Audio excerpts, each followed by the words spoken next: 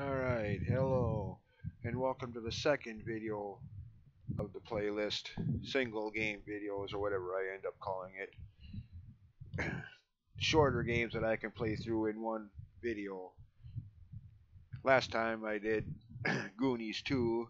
Now, for a little more well-known game, but not necessarily more liked. I mean, I've always liked this game since it first came out on the NES in December of '88. Like this game much more than the original first game. And in an odd sort of way, it is this game that restored my interest in the Castlevania franchise. Or should I say more correctly put, this game's sequel, Harmony of Dissonance. After years of annoying Classicvania type games, they made Harmony of Dissonance, which is this game's storyline sequel. Remember hearing that and thinking, hey, a sequel to Simon's Quest? Oh, cool, I gotta play that game. Yeah. But yeah, I know most fans hate this game for some reason. And like the Goonies and many other games, I ain't totally blind to your opinions. I mean, it does have its faults, to be sure. I'm not saying it's the perfect game, but yeah.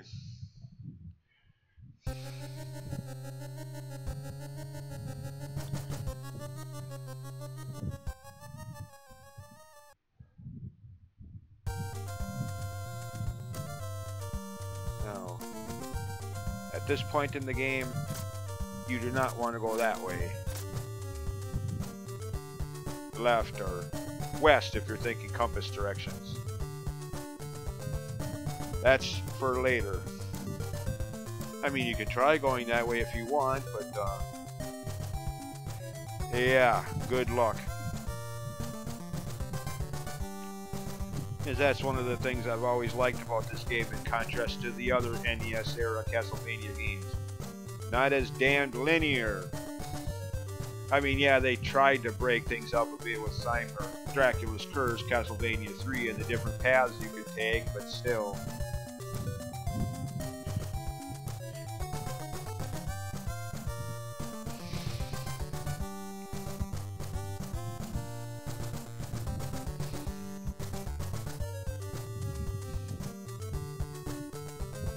Now, by the way, what I'm doing, if you want the best ending, which is dictated by how quickly you can beat the game, if you actually want that best ending, you'd probably do better to do your grinding for money and experience in the dungeon mansions where the in-game timer clock stands still. Time doesn't pass by. But since I don't care about that,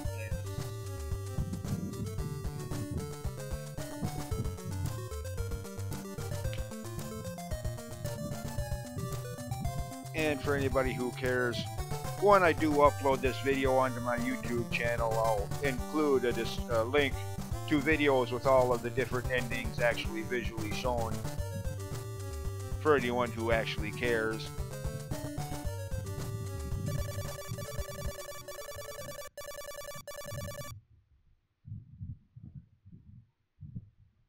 Now, you just saw that. One of the most commonly held gripes about this game is the day-night transitions. And while everybody has the right to their opinions, to each their own, blah blah blah, and all that other friendly jargon like that there, but for the life of me, I cannot understand why that's such a big deal. I mean, you just saw that, and no, this is not that red action or any kind of fan hack ROM, blah blah blah. This is the NES original, the way it's always been, and you just saw that. That day-night transition is no slower than the average transition from world map to random battle in almost any old-time RPG game. Yet how many Final Fantasy fans have ever complained about that? So yeah, you're right to your opinion and all that friendly crap, but I just do not understand the criticism here. I'm sorry. If you're going to complain about that, then yeah, start complaining to Square Enix about how long random battles take. Okay? Let's be fair about this.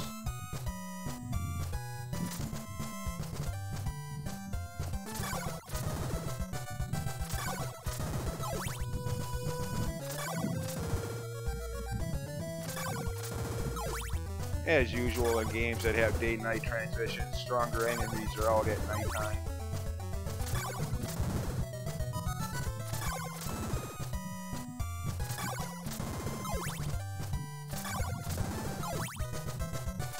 And again, from a strategy guide playthrough perspective, I cannot stress enough that if you actually want the better ending, I would not recommend doing what I'm doing. Grind in mansions where the timer stands still, or is frozen, whatever.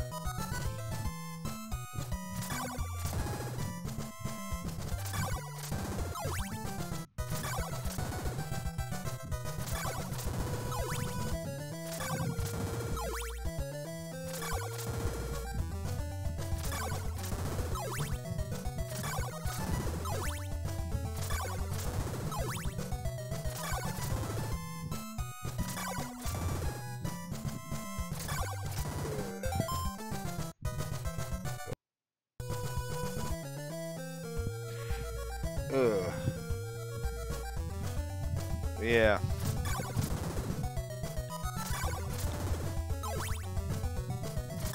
As I was saying earlier, I know it's an unpopular opinion amongst Castlevania fans, but I actually like this one. In fact, I'd go as far as to even dare to say that this is my favorite of the first 6 or 7 games of the franchise. Unpopular opinion, I know, oh well.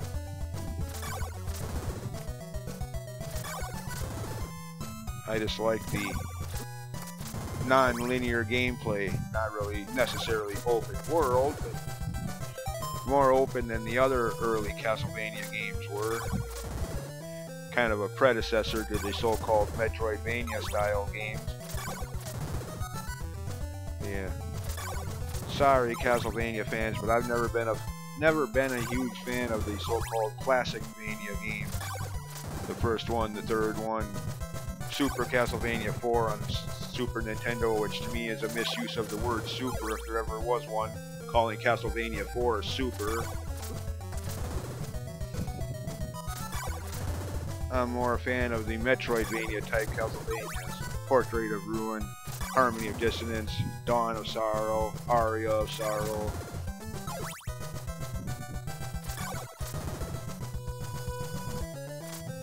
And like I said in the intro, I partially have this game to thank, not only from a game design standpoint, but being that this was my favorite game early on, and how much I don't like the other style of Castlevania games. Kind of, for the longest time, I'd see the word Castlevania on a game and just, ew, Castlevania, no thank you. I'm not touching that crap.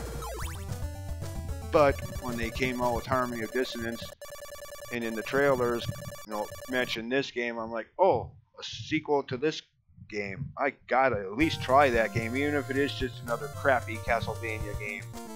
Cheap Deathsylvania. I at least gotta try that game.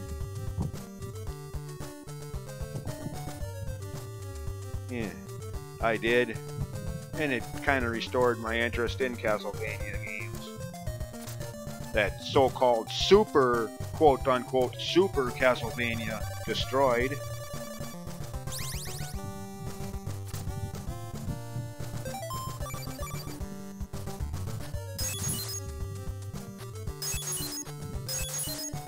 Guess there's nothing in there, okay.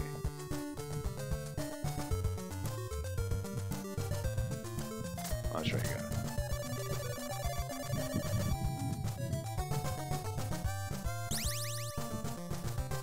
Okay.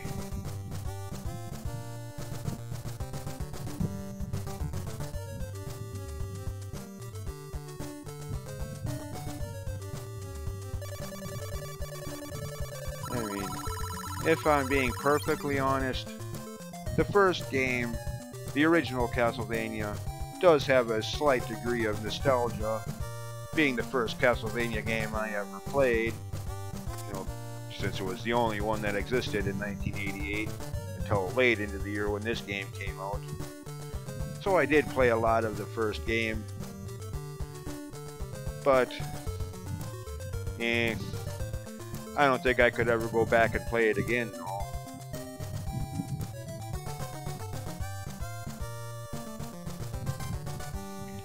And again, agree to disagree, but in my opinion, Castlevania 3, Super Castlevania, Rondo of Blood, cheap Castlevania games. Anyway, point made on that, moving on. And what am I doing sitting in here?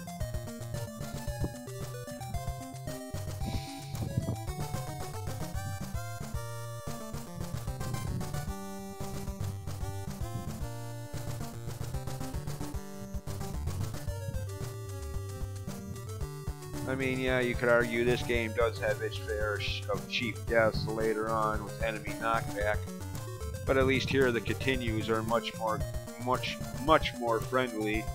You pretty much start off right where you died. You don't have to redo an entire stage or series of them because of it, unlike most so-called Classicvania games.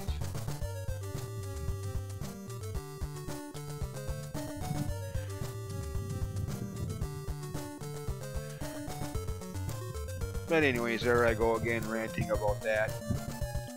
It's just like most other things in video gaming, it's just a matter of personal perspective. Do you prefer the Classicvanias or the Metroidvanias? What style of Castlevania gameplay do you like most? There is no right or wrong answer, it's just personal perspective.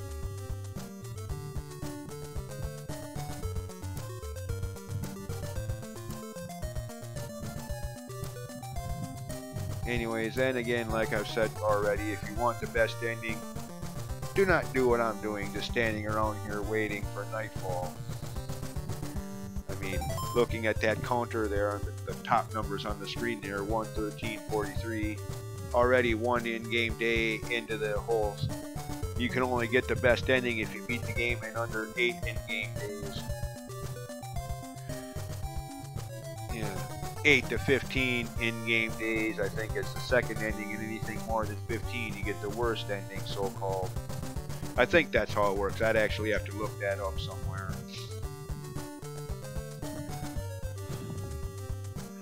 And yes, this was the first Castlevania game to have multiple endings. In fact, one of the first games I ever played at all that had the potential for multiple endings depending on how you played through the game.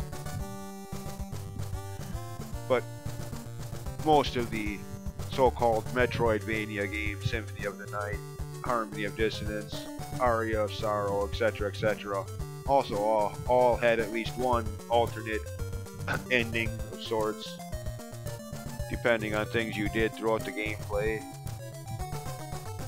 for better or worse.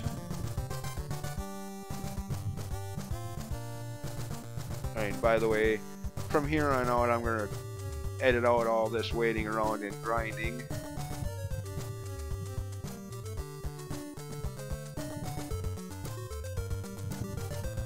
As I want to get another 46 hearts as it is in this game to get one more item from this town before moving on.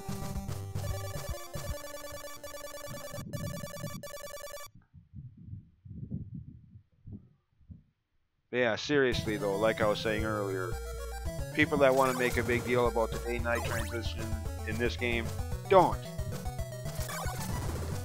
Play early Final Fantasy or Dragon Warrior games. Then we'll talk about slow and tedious random battle transitions, or whatnot. Well, you get the idea.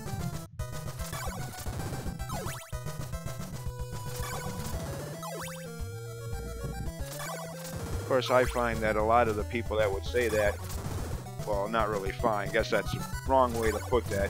I wonder, to put that more correctly, if a lot of the people that would say stuff like that have ever even really played any of the games, or if they're just going by what James ABGN Rawls said in his first ever ABGN video that was published way back in 2006. You know, if they're not just being overzealous fanboys of James, mindlessly regurgitating what he said.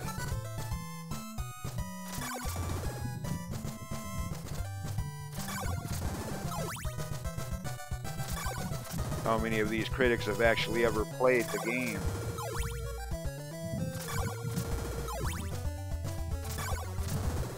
I mean, I know James has, obviously, but I'm talking about the fans.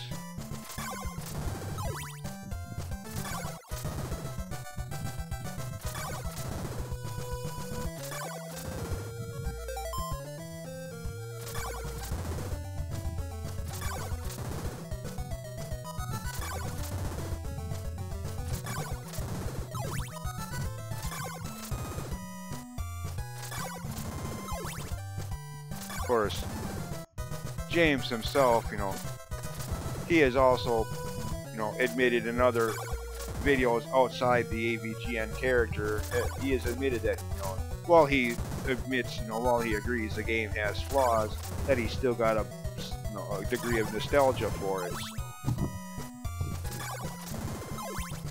And I agree with him that the game does have its issues. Like the endings I was just talking about. The so-called best ending isn't really all that stellar.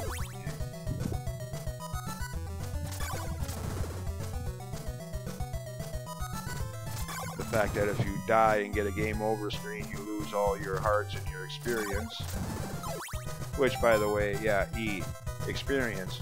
You do gain experience levels in this game, to a degree. There's 6 levels.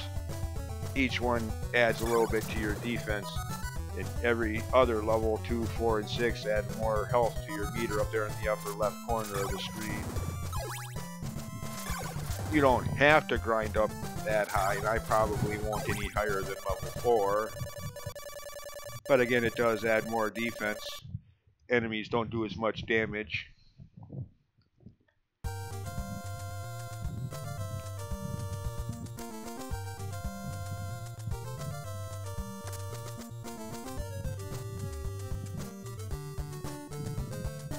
Yeah, anyways, as I was saying, or stuff like, wherever, yeah, that. Oh, I guess it's just, okay. I mean, yeah, this game can be so-called quote-unquote cryptic at times.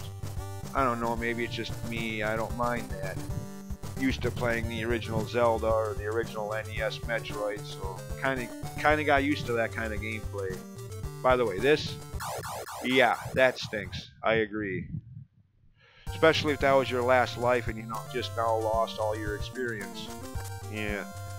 Again, I'm not saying it's a perfect game, so don't think that I am. But I can see past its flaws and annoyances.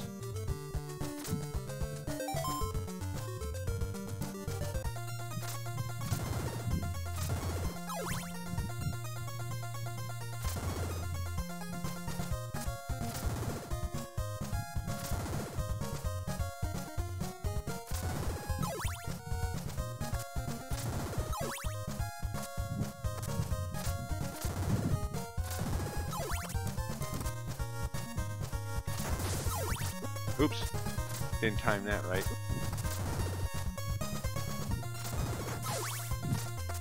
What? I hit him.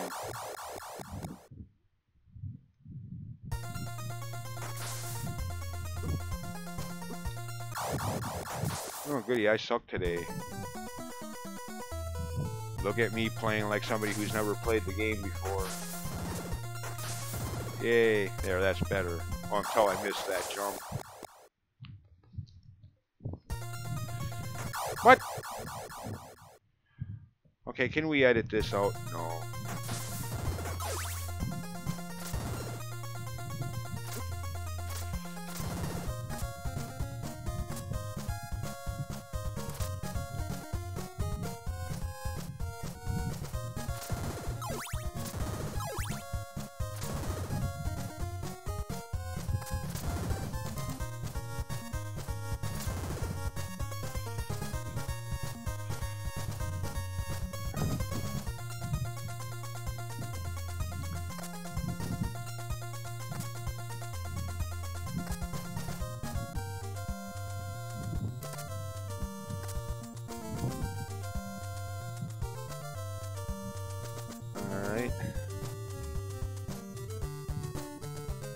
Now for more grinding for another upgrade, and further ensuring that I'm not going to get the best ending on this playthrough.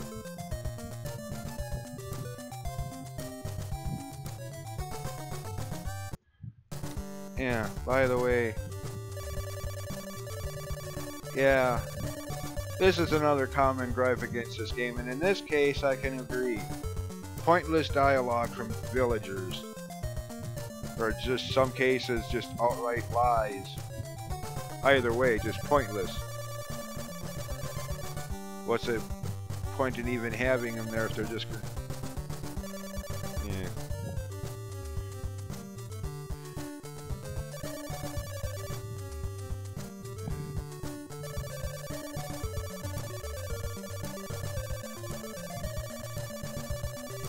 Okay, where's this town? That's another thing. You don't really know what the names of the towns are anyway, so how is that clue helpful? I mean, you can kind of get that from these signs, sort of. But it's not like the game came with an in-game map. So, yeah. It wasn't even, if I recall correctly, there wasn't even a map in the instruction manual that came with the game.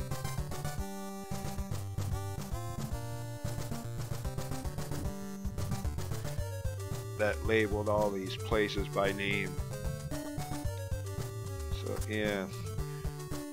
So yeah, it is rather cryptic at times. But again, I don't know.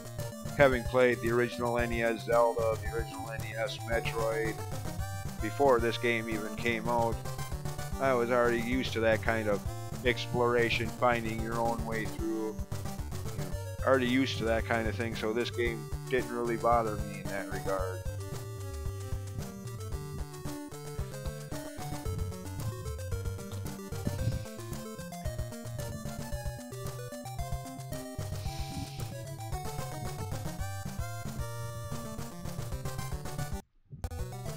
Alright. Well, got up to level 2 and more than enough money for the next whip upgrade. Now I just gotta wait until morning.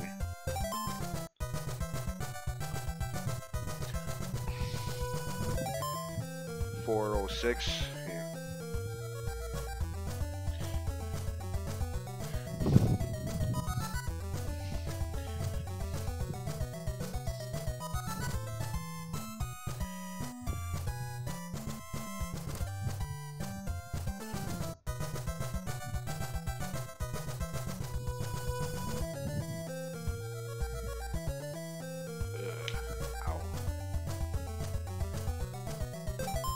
Okay, anytime now.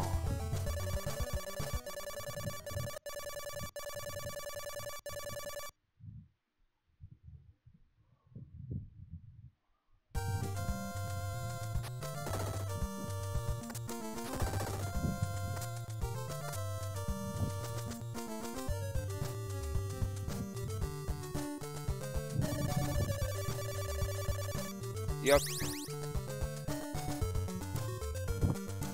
Of course, you don't need these whip upgrades, but like any weapon upgrade in a video game, they definitely help.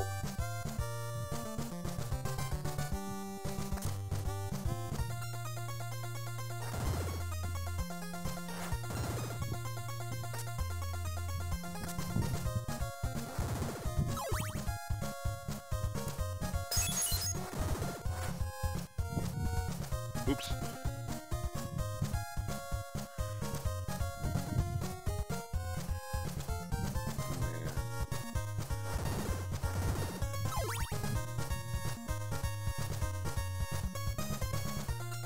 Now, from here,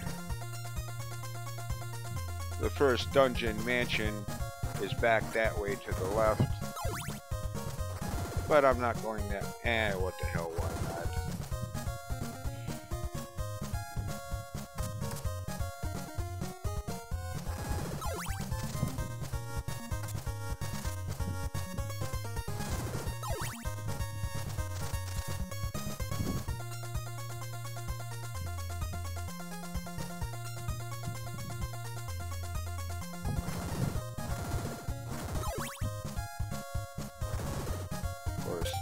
Not gaining experience now is the way this game is designed. You can only gain one level of experience in the area around the next dungeon. Like you can only get. Now I can't get to level 3 until the other side of the starting town. Now you can't see this platform, but it is there. Of course, I found out about this kind of just the way I did just here now. standing close enough to the edge of the doorway, standing here and... Oh! But equipped a white crystal and you can see it.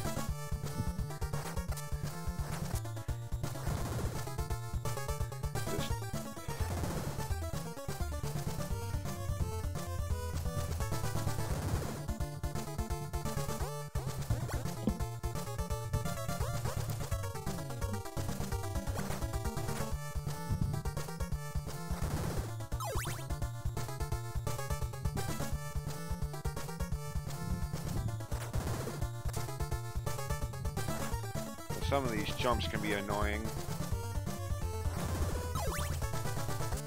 especially when you don't even jump at all, or do that. Really? Okay, what the hell?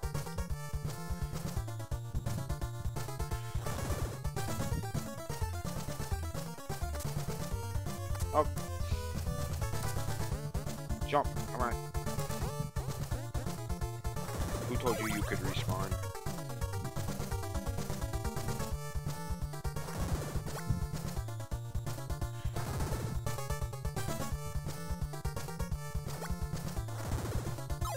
Now, yeah, there is a sort of secret here. Those two blocks directly in front of me are, well, they're not invisible, you can see them, but you fall right through them, so you jump over them.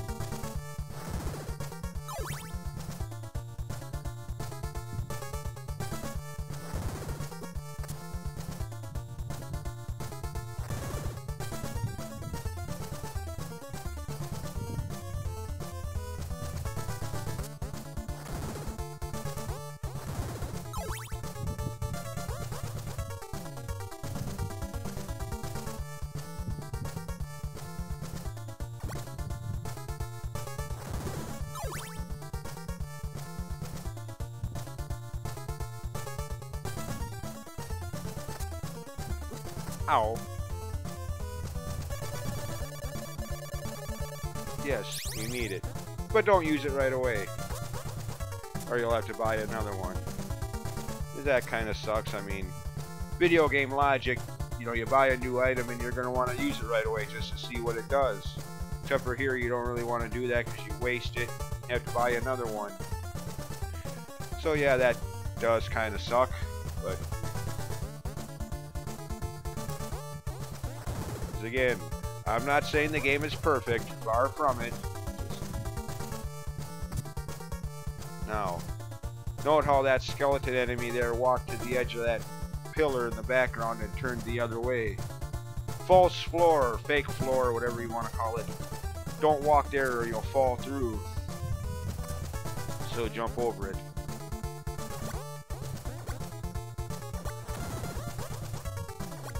Now we use our oak stake.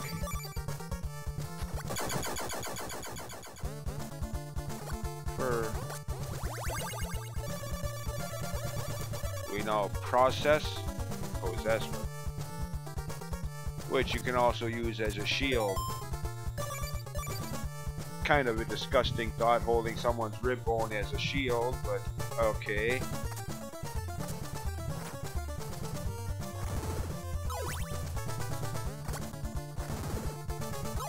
Actually, hold on.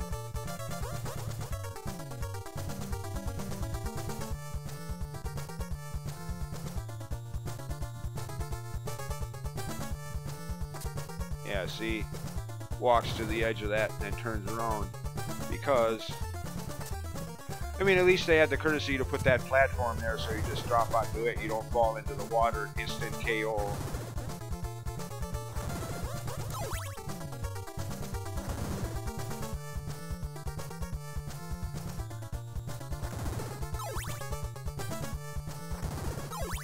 Anyways, that's all there is to do here.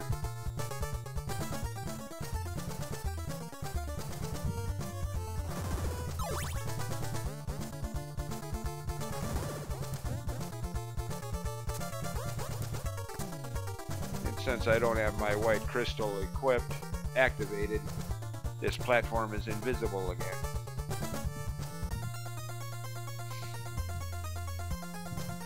Anyways, that's level 1.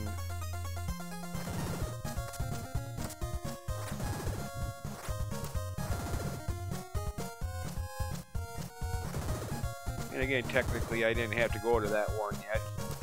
Could have continued this going this way from that last town I was at. Got the next key item and made my way to the second dungeon first. Yes, again, that's one of the things I like about this game in contrast to all the other early Castlevania games. Not as linear. I mean, I don't mind linear games when they're done right. Oracle of Ages, Oracle of Seasons, Link's Awakening, Minish Cap.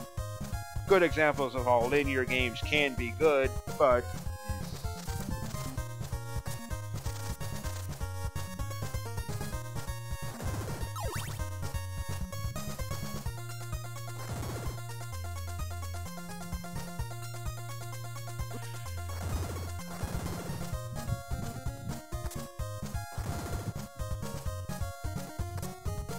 now, for an item that I'm sure anybody that's either played the game themselves or seen gameplay footage of the game knows about this item. Well, as soon as I get to it. And how you can spam use of this item and cheese the crap out of the final boss battle with it.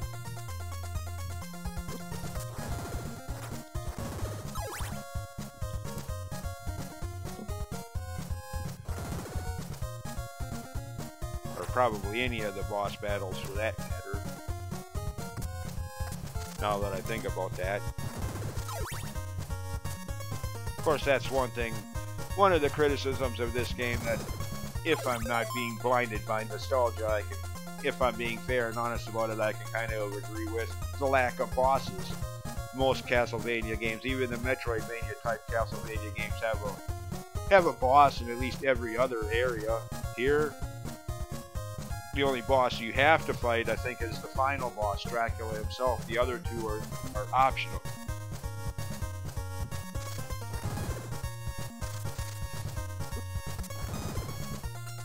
Anyways, from here the path down leads to the next dungeon, but as of right now I couldn't get into that yet. Need one more key item first, so... Of course, to get that item, you first have to have purchased the white crystal from the first town that you started the game in. If you didn't do that yet, well, then you're going to have to go back and do that now. Because you need that item to have it to be upgraded, basically put.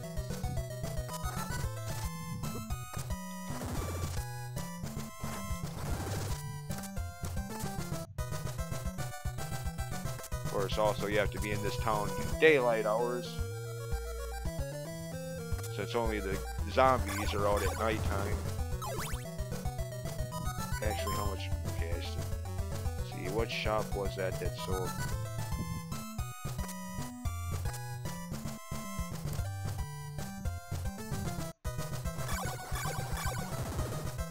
Oh yeah, well, as long as I'm here. This jump. You cannot make this jump going this way from left to right, heading eastward if you're, eastward if you're thinking compass directions. You cannot make this jump. Stupid boneheaded me back then, I wish I'd realized that a little earlier. Even though it should have been apparent right away, for some boneheaded reason, dumbass me, teenage me, kept trying to make this jump. Even though I failed how many times. Like, oh come on, there's gotta be a way to do this. No. I mean, technically speaking, spoiler alert, it could be a nice shortcut if you could make this jump and get access to one of the, the final two dungeons of the game, going in reverse. But no, this is mainly just meant as a shortcut back from that area once you've already been there. But even then, not much of a shortcut, because if you go this way and come back here, you're going to have to loop all the way around the entire world map again to get back over there, so not really much of a shortcut. Just point being, you cannot make that jump, so don't even try.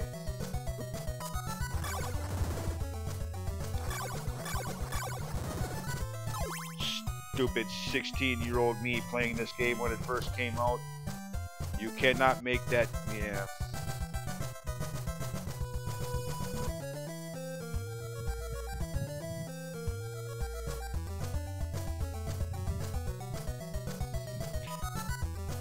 Yeah, I know, I'm kind of cringing myself just thinking about that. How many times I tried making that jump onto any other gamer on this planet, it would have been obvious a lot sooner, but not me, no.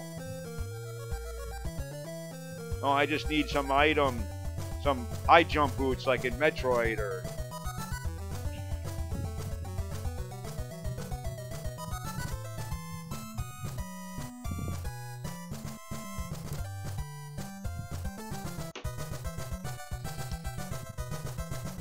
Anyways, not gaining experience here, and the next whip upgrade is on the other side of the world map from here, so yeah, there's really no point in grinding right now.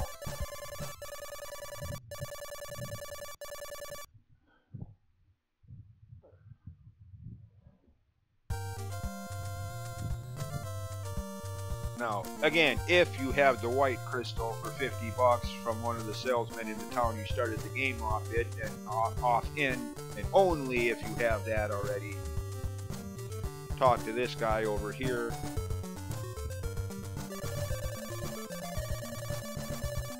Who essentially rips himself off. He trades you a much better blue crystal in exchange for a weaker white one. Okay, I mean, I guess if he's willing to do that, then fine, you know. He gets the shaft in this deal, but I guess if he's willing to do that, hey. Now I got the blue crystal that we need to get into the next dungeon. Or mansion, as they call them in this game for some reason. Trying to be different, I guess. No, I think it's here, I think.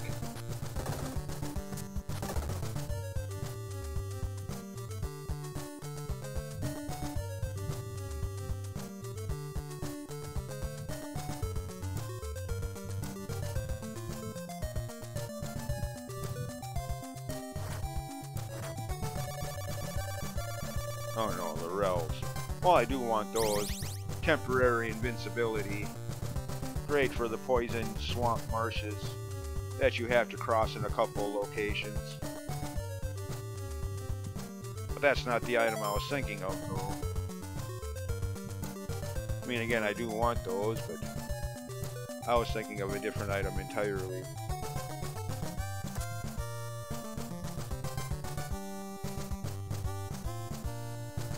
That by process of elimination is either in this one, or it's not in this town at all.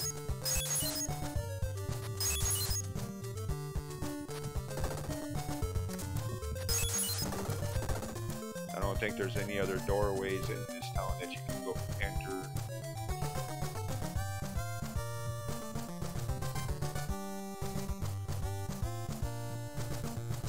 Oh no, that's that guy, big deal. Something about the Death Star or something. Dude, this isn't Star Wars, this is Castlevania. What do you mean, Death Star? Okay, maybe they don't sell that in... Oh, okay.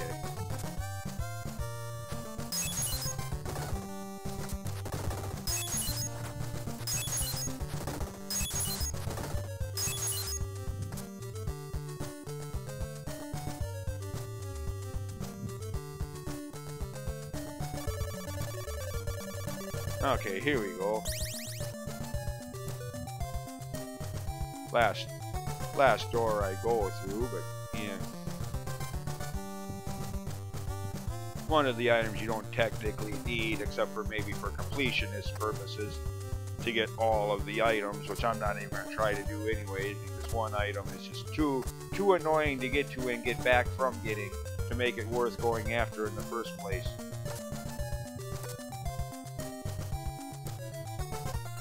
But garlic in certain places, like right here, attracts this guy. Now I'll quickly turn that off so I don't waste my last one. as there is one other place where you can use that to attract this guy or someone just like him.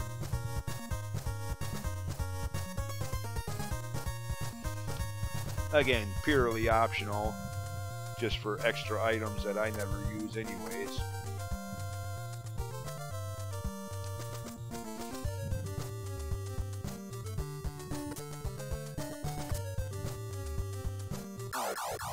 Oops. Oh, there goes all my money. Oh, good thing I bought that stuff while I still had it. Yeah, okay. Yeah, you lose all your money and experience, but you still keep your garlic and your laurels.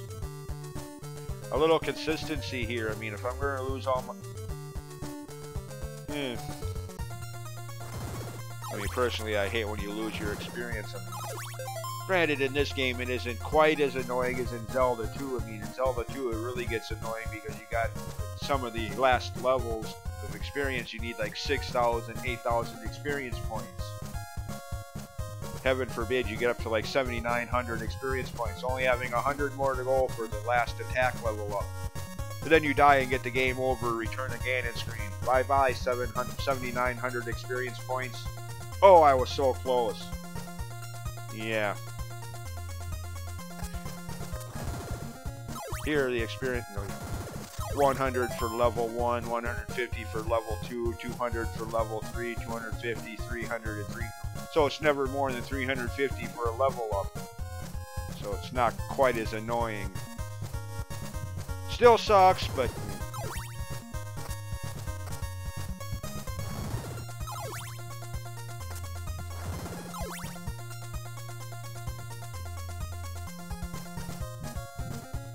But still, just the idea. You die and you lose all your experience points. What brainiac thought of that mechanic?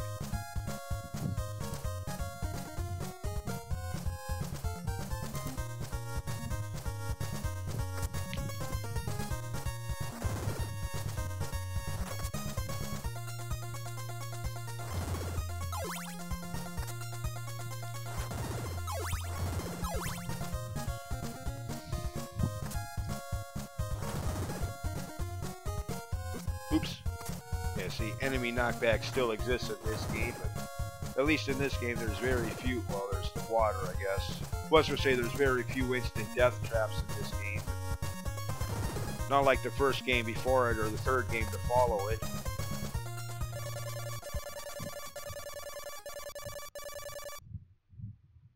Anyways, another one of the so-called cryptic parts of the game. I don't know, maybe it was just me having played the first Zelda game and the first Metroid game, and therefore being used to looking for stuff like this. Trying everything on every screen kind of thing. Looking for secret passageways in the first Metroid game, NES original form. And again, when I'm talking about the first Metroid game, in this case I stress the NES original. Not the hand-holdy, watered-down Zero Mission remake, which is a good remake for what it's worth, but... definitely a coddled version of it, showing you where all the secrets were. And anyways, point being, I never really had a problem figuring this out.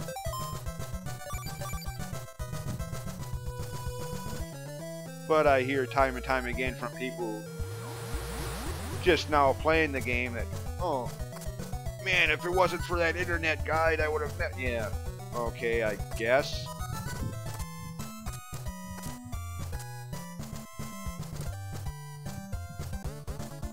Anyways, the second dungeon of the game, which in and of itself has a little bit of a so-called cryptic moment, is there's a stairway back there you could have used to get up onto the upper levels there, but... and this looks like a dead end. Yeah. Secret passageways. Again, play enough of the NES original Metroid and you get used to looking for secret passageways like this.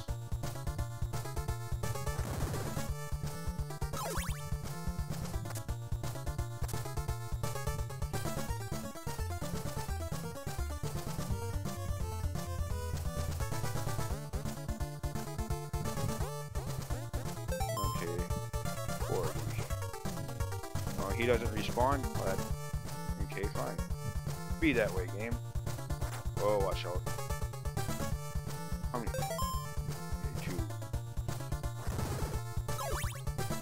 Okay, I need a little more money yet, game. Come on. Oh, why doesn't this one respawn? Okay, this could take a while.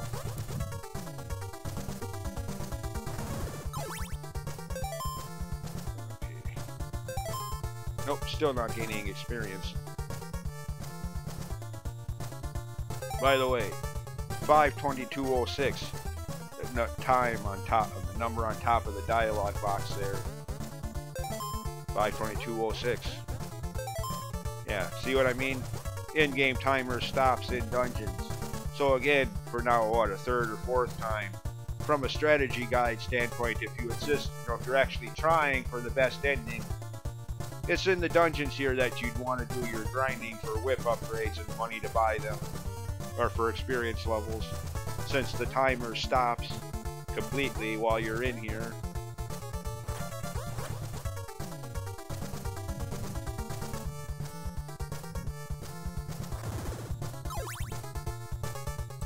But since I don't care about that whole best ending thing in this game,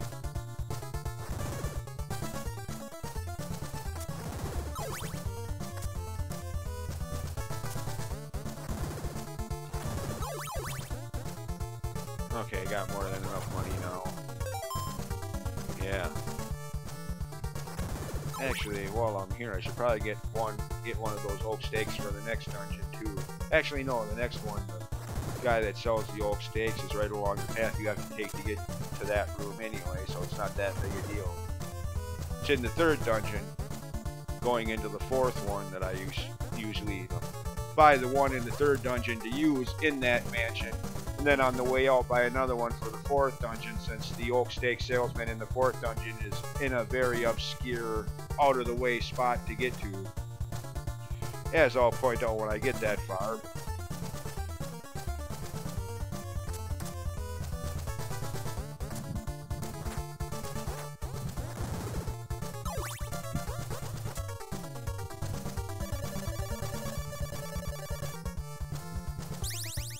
Okay. And again, don't use these things until you get to that room.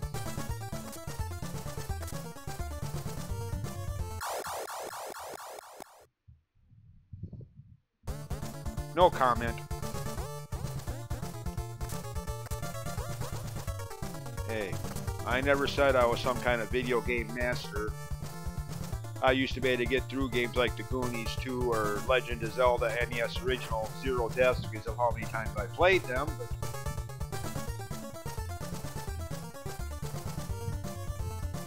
Or frick, there was a time when I could even get through the Super Nintendo Zelda game, A Link to the Past, 0 deaths, because of how many times I played that just after it came out for the next several years to come. Well, at least the next couple years to come.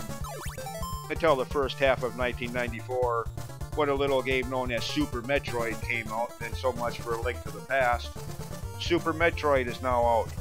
Hey, priorities, man. I mean, I like A Link to the Past, don't get me wrong. I even did that 30th anniversary special video last month.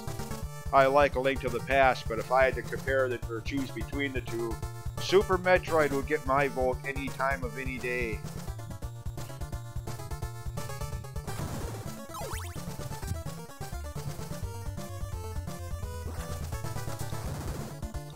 A Link to the Past is good, but not as good. Sorry, Zelda fans. Anyways, this... In fact, I think this is... Yeah, this... In the James Rolfe AVGN pilot episode, his very first video released, or talking about this game. This is the screen he was showing when he talked about the annoying jumps. And one of the few times in that whole video where I totally 100% wholeheartedly agree with him. Some of these jumps do suck. Especially on a first playthrough.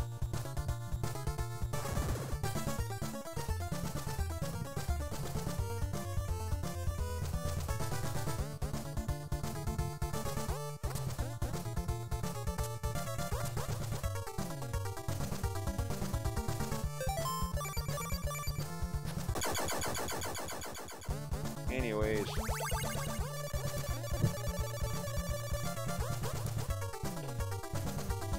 Which you need to get anywhere near the third dungeon.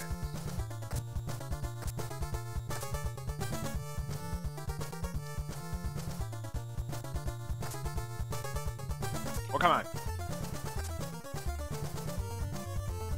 There we go. What the hell?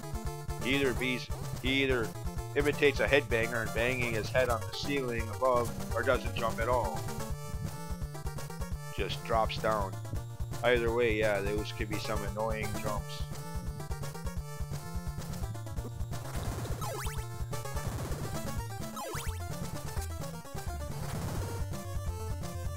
And what's with the water up there? I mean, I know it's supposed to, you know, this entire place is supposed to be like underwater, blah, blah, blah, but...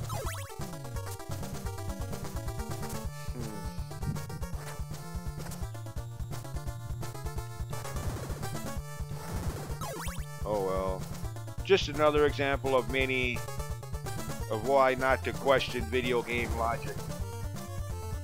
Like I've said a multitude of times before in other videos I've done, or Twitch chats, YouTube video call, comment sections.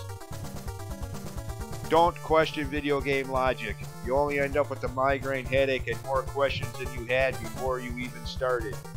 Just go with it.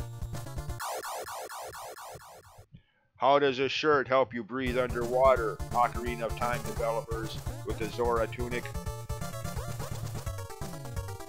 How is it I can walk on lava, but water is a deadly enemy? First Final Fantasy game and several other games that offend, you know, that fall in that category.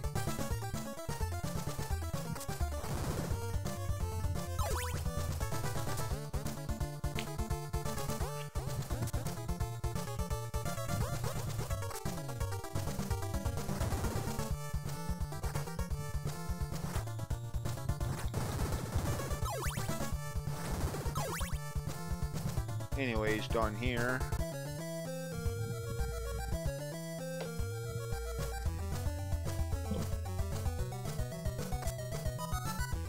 Now we go all the way back to the starting point of the game, which from here does entail quite a bit of backtracking, but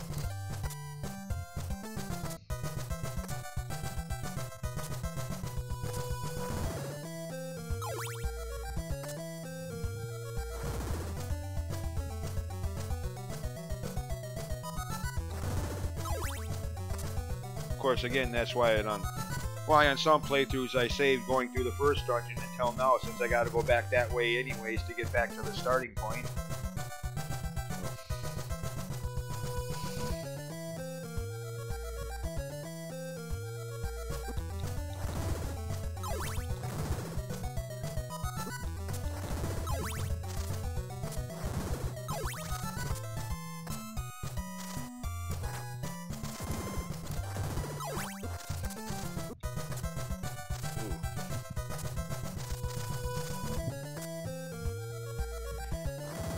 Or spoiler alert for those who may not have played the game before. Of course, if that's the case, then why are you watching this video? Play the game first, then watch the video. But anyways, a lot of times to save time in backtracking, when I get to that point in the game, I'll go through the 5th dungeon first, and then go backwards and go through the 4th, since from the 5th to the 4th, you gotta go back that direction anyway, unless you want to go all the way around the world again to get back there.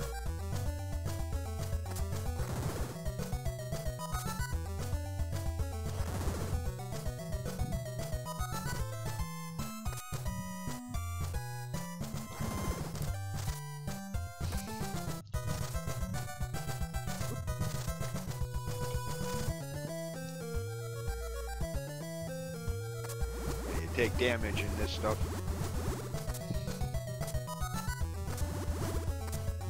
It's supposed to be poison marshes, I guess. But... oh, can't go this way? I thought you could. Thought you could break those. Yeah, I thought so.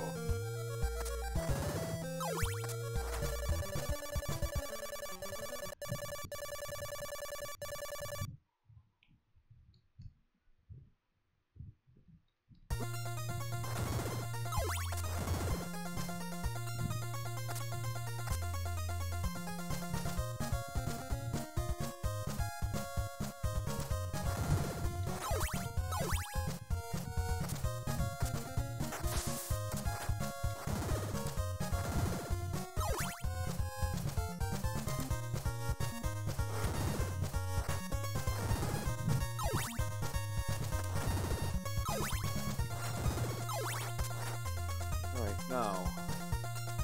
Oh, wait a minute, not yet.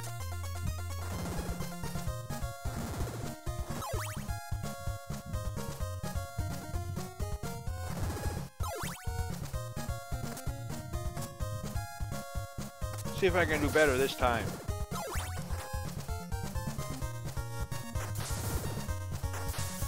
Yeah, that's more like it.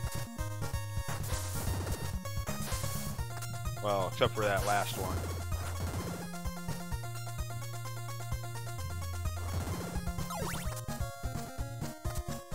Yeah, really messed that up going across that bridge going the other direction earlier in this video.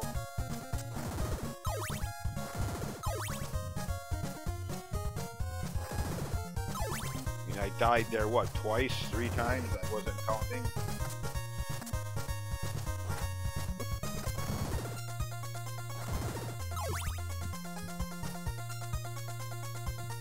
Anyways, back to the starting point of the game. Now, having raised a little experience and got a stronger weapon,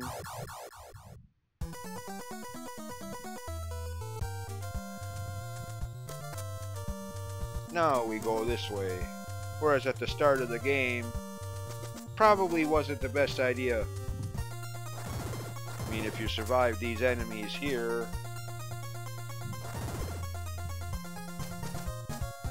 which at experience defense level 1, yeah, and even if you did that, this poisoned marsh would probably be your undoing.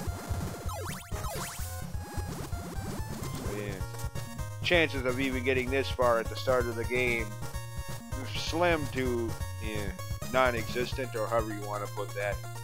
I mean, I suppose it is possible, but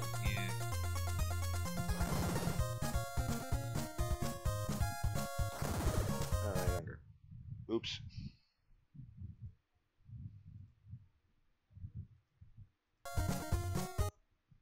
Pause the video here. Alright, almost. Oh, guess not.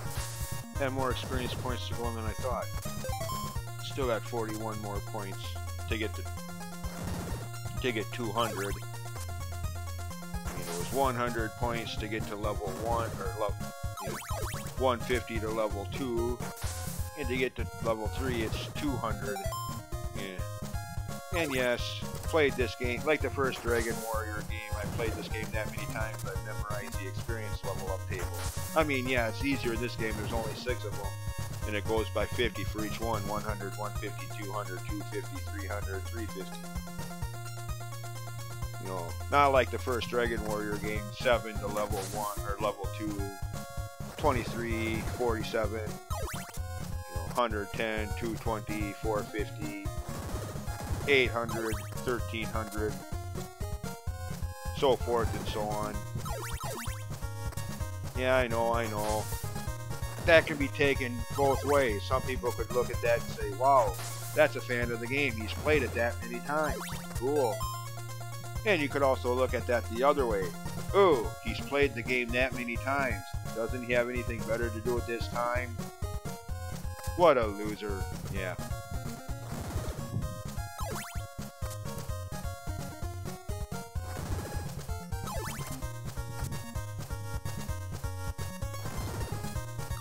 Alright, there's level 3. And while I think I can get to level 4 here. Yeah. I'm not going to do that. Instead, move on. Okay. Now, there is a, well, not really a trick, someone somewhere tells you, but there is a thing with this fairy man here, but I'm not going to do that yet. I'll take you to a good place, huh? Okay.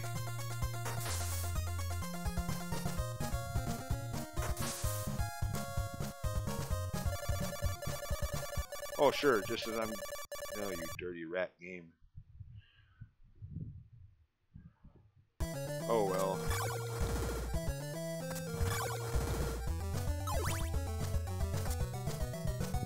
Well, you do get a key item in this town during the daytime. Oh, you dirty. Stupid zombie.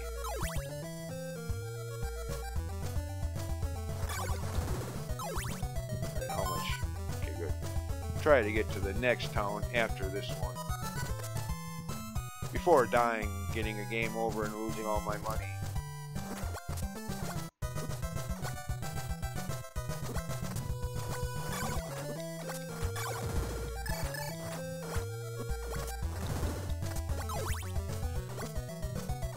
Oh, get up there.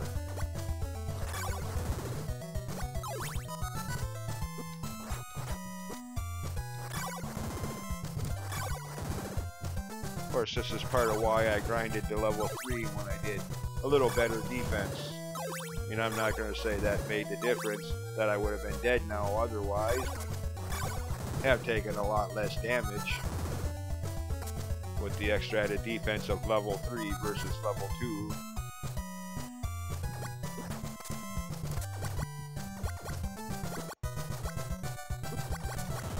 Damn slimes. What do you think this is? Dragon Quest? Of course, I wouldn't have made that connection when I first started playing this game in December of '88, January of '89, as the first Dragon Quest game wasn't even released here yet until later in '89, but...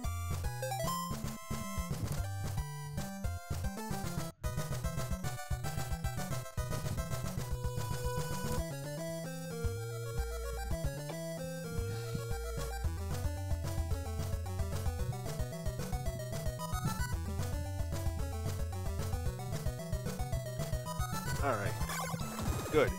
Made it here before, without dying and losing all my money.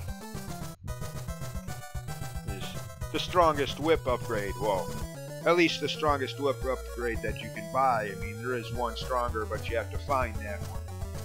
And even to do that, you have to have bought this one first. Otherwise, even if you go to that screen where you get the best one in the game, he'd tell you to come back after getting the one that's in there.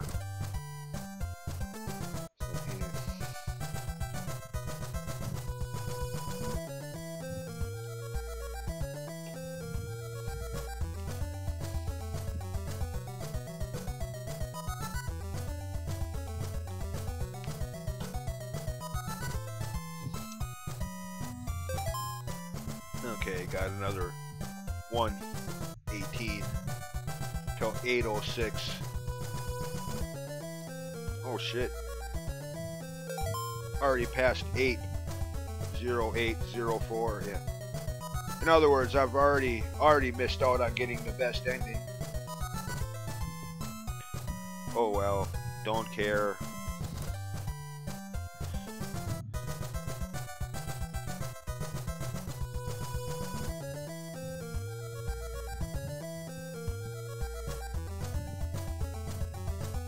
Again, when I actually upload this video onto my YouTube channel, in the video description I'll post a link to videos that show all of the different possible endings for anyone who might actually care.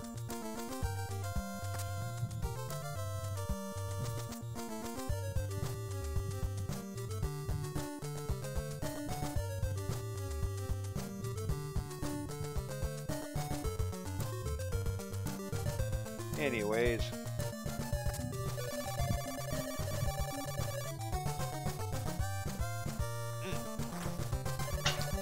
wrong one. Yes, of course I want to buy that. Now, for more grinding to get to level 4 experience.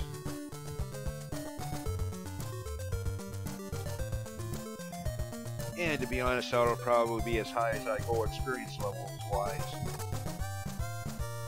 I might grind up to level 5 or 6, haven't decided yet.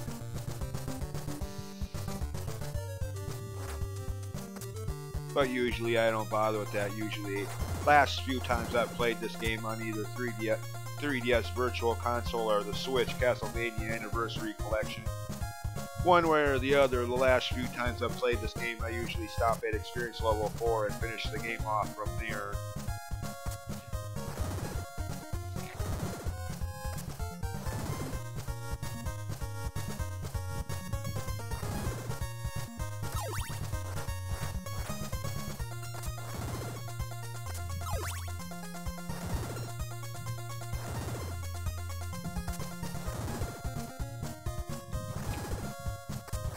course, this game is pretty much the only reason I even bought the Anniversary Collection.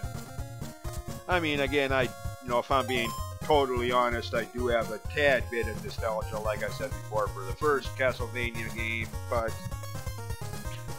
not a whole lot.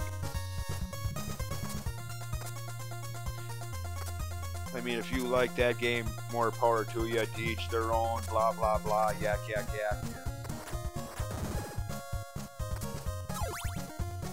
Just, even though just point being in this case, even though I do have a tad bit of nostalgia for the first Castlevania game, if this game wasn't on that Anniversary Collection, the small amount of nostalgia I have for the first Castlevania game wouldn't have been enough for me to buy the collection for just that alone. No.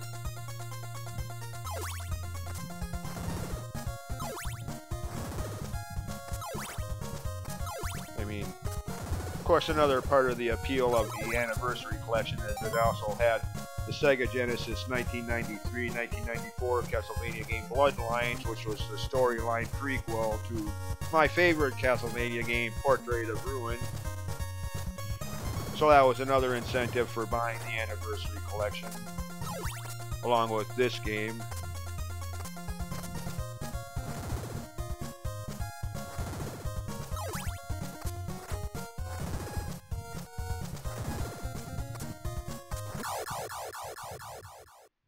Don't tell me that was... Okay, good. I was going to say, don't tell me that was my last life already.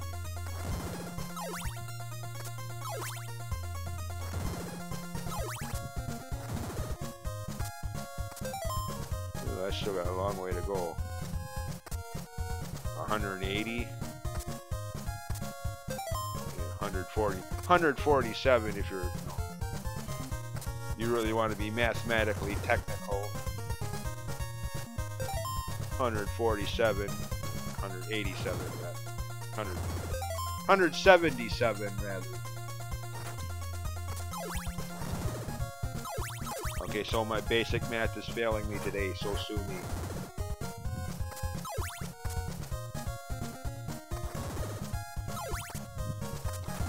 Point being, I still got a long way to go yet to get the necessary 250 points for level 4. I mean, at nighttime they give you more hearts, so you get those experience points quicker. But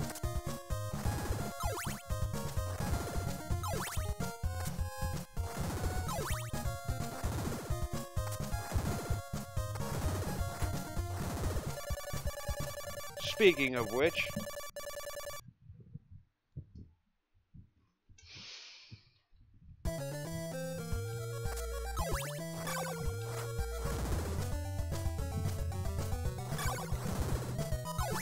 big full hearts, I think are like 5 experience and 6 hearts, monetary purposes.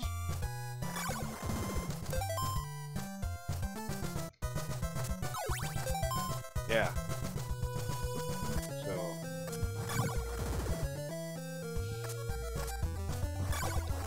since here at nighttime every enemy, well, both of them, there's only 2 different varieties of enemies here, but both the mummies and those ghosts, as they'd be called in later games,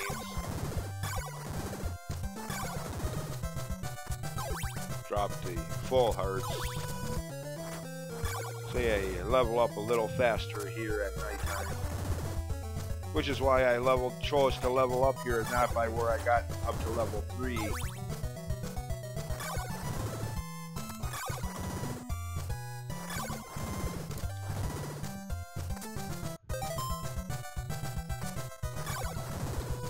Oh, come on, game, don't be stingy with the heart drops. Ah! Random generators in games.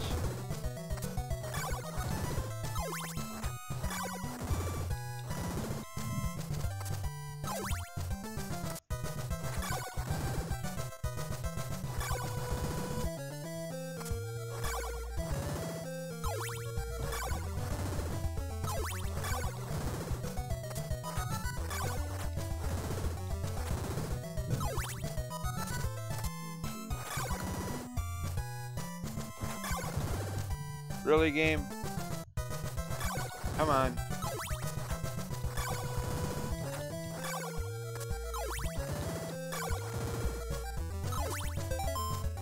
That's it. Still got another 42 to go yet.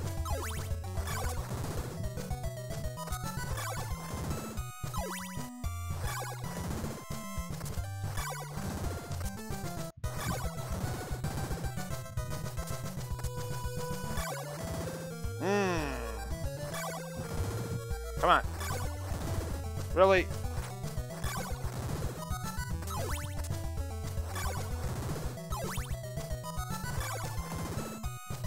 Come on.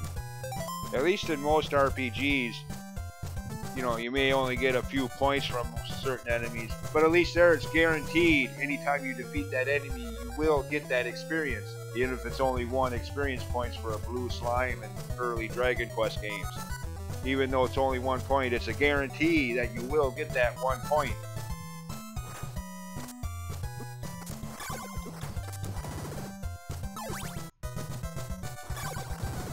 Not here.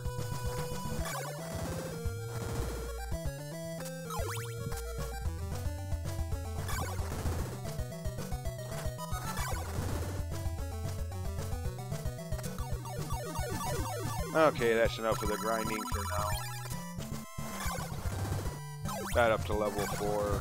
Again, probably be as far as I grind in this playthrough in general. But we'll see when I get to the areas where I can grind up to level 5 or 6, even if I want to.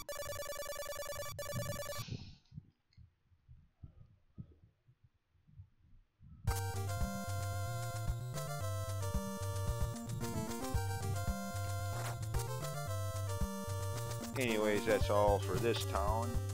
I mean, I will be back here a little later. The infamous red crystal cliff is back that other way, so yeah, I will be here later. For now.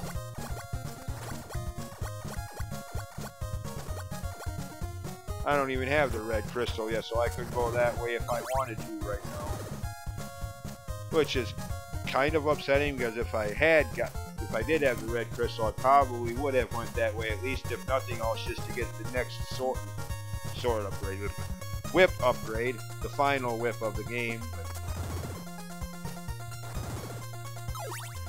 But nah.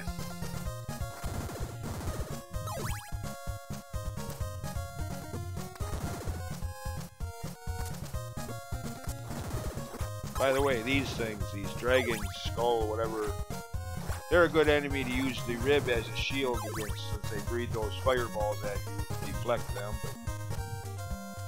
oh, okay, yeah. This is why I don't have the red crystal yet. By the time I made it to this town, it was already nightfall, and I didn't feel like waiting until the next morning, so... But, the guy that... oh, wait a minute. He's on the lower level, that's right.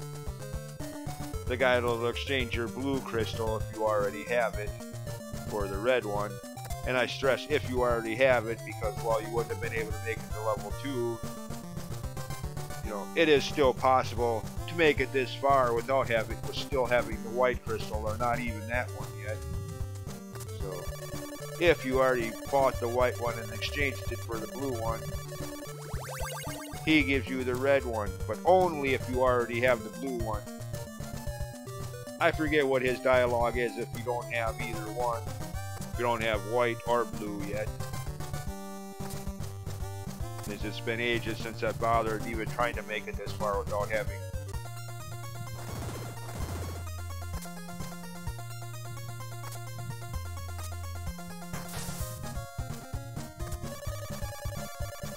Anyways,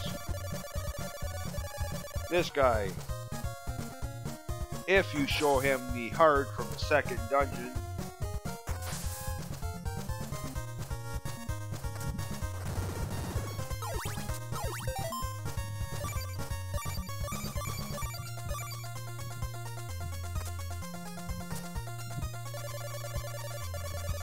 his dialogue is different, and he takes you to a different part of the world map.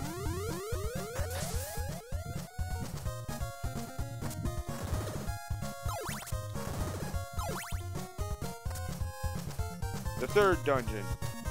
Now, like I said, I'm not even going to attempt a 100% complete playthrough of this game. For one main reason. One of the items in this game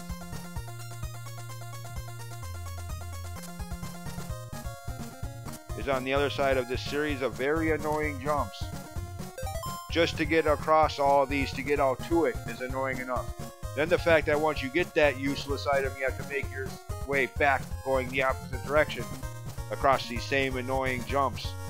Yeah, in my opinion, not worth the effort to get the useless diamond that is basically just that, useless. So yeah, while I do like to try to 100% the games I play, this game makes a strong argument against doing so. For this reason right here. If you have the patience for this, I salute you. I do not though.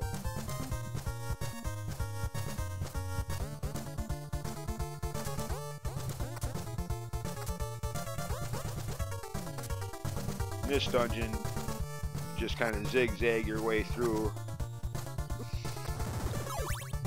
No cryptic areas, quote unquote cryptic areas like the last one or the next one to come. Just left to right, up, left, zigzag your way through. And towards the end, one of the optional boss battles.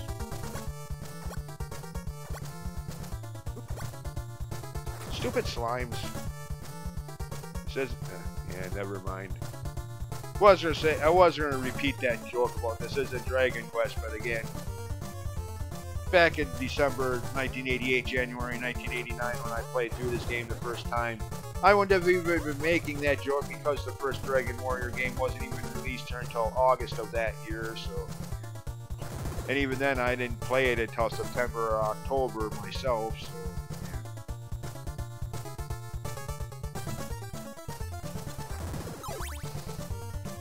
This game had already been out for about 9-10 months by the time I ever played the first Dragon Warrior game.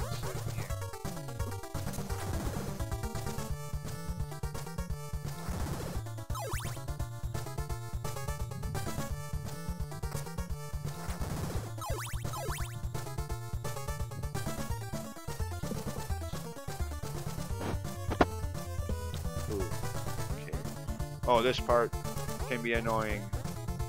Enemy knockback. Very, very trolly, especially if you're near death already and that what just happens there kills you.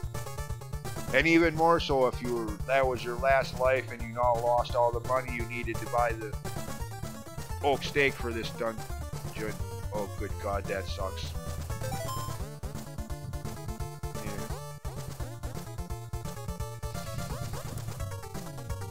By the way I talk about that, you'd think that's happened to me before.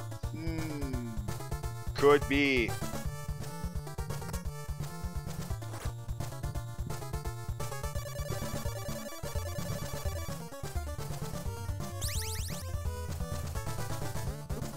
Right along the way that you have to go through to get through the dungeon anyway, so yeah. Of course, I'll probably, on the way out, I'll probably buy another one from him for the next dungeon. Since in the next mansion dungeon, his location is a little more obscure, a little more cryptic, a little more out of the way.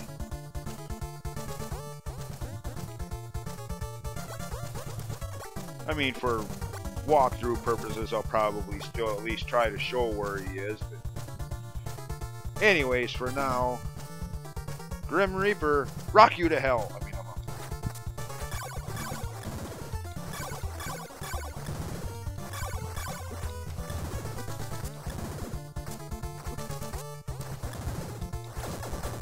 And yes, he's ridiculously easy if you have all the upgrades up to this point like I do. And are already at level 3 or level 4 like I am. But what people that want to knock and ridicule and laugh at how easy he can be in this game seem to forget is he can be rather challenging if you don't take the time to grind up experience levels or buy the whip upgrades.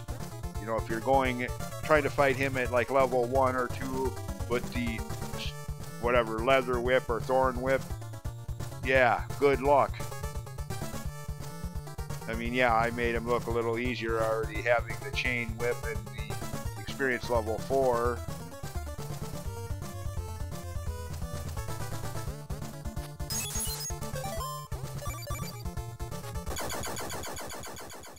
But yeah, you know, you want to make a big deal about that and want a real challenge. Try making it here with the whip you start the game off with, without raising any experience levels.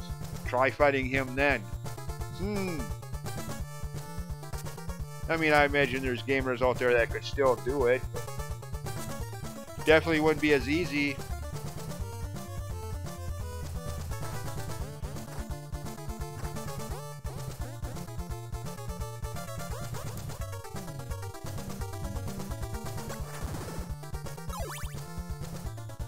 Of course, optional boss. I mean, Grim Reaper Death there has been in pretty much every Castlevania game ever made, except for in this one.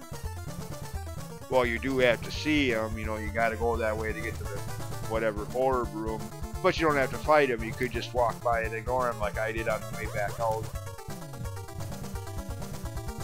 In all of the other games, he's a storyline boss.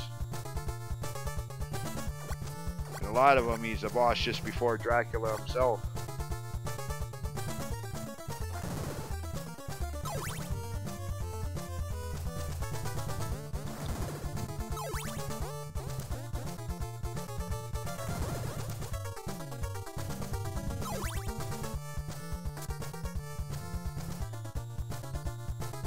And of course, for anyone who may not have gotten my gag reference earlier, Grim Reaper, Rock You to Hell, an old 80s heavy metal band, and the title tune for their third and final album of 1987.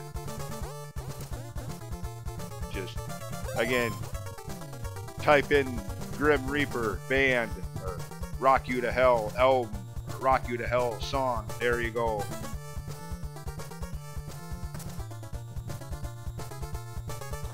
Or look at my YouTube channel.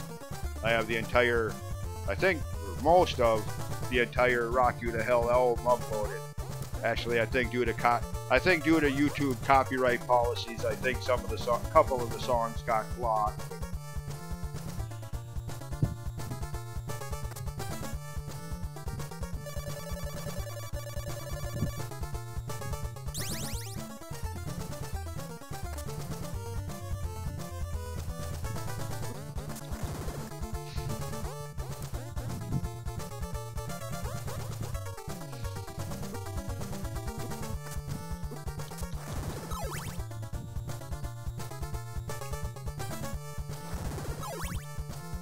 Yeah, just, I know I've made that reference a lot of times, but I just can't help it. I've tried.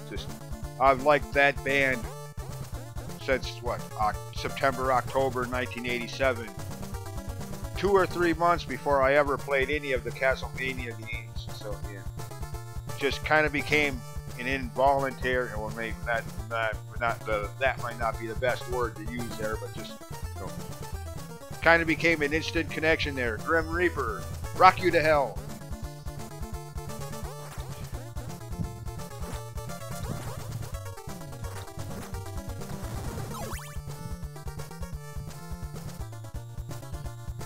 That and the fact that that's just me. Very rarely, if ever, pass up a chance to reference an 80s heavy metal hard rock band. Anybody that knows me knows that of a surety by now. 9 times out of 10, pass by a speed limit 55 sign and I'll be like, hey, I can't drive 55. Yeah.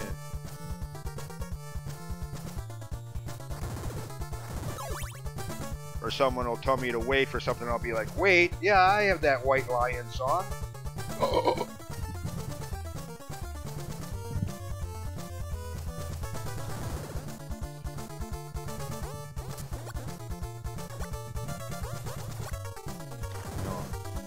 That's just me. Very rarely, if ever, pass up a chance to reference an 80s hard rock band.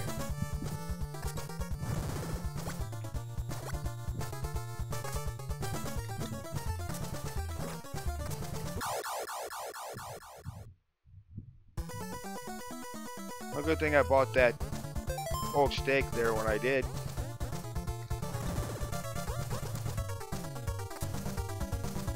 Okay, wait a minute.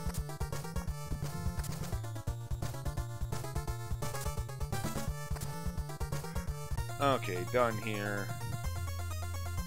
By the way, that eyeball shows locations of hidden items.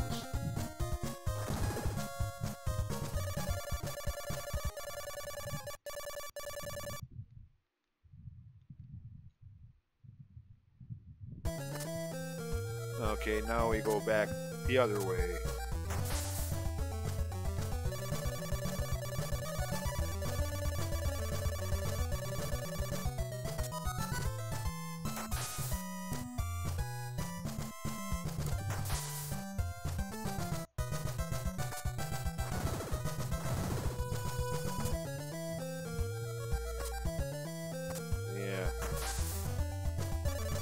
Or another example of, oh shoot, dang it, or another example of that, like I've said in other YouTube video comments, working at Ace Hardware for the last half year now. Every time I see a circular saw blade, I think of the band Wasp and their logo background being a circular saw blade. Blind in Texas? Oh wait a minute, this is Minnesota, not Texas.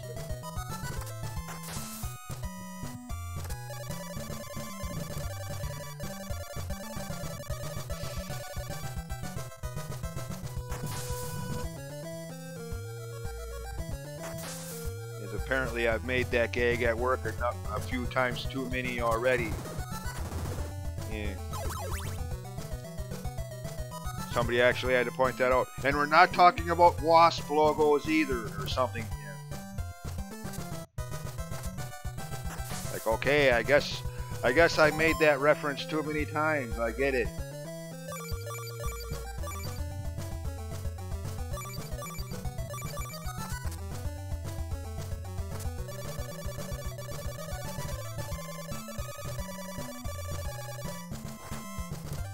Anyways, now we go back through the screens I've already been. Backtracking again, in other words. Well, dang it. Okay, good. At least this time I didn't get knocked back into the water since I can't swim.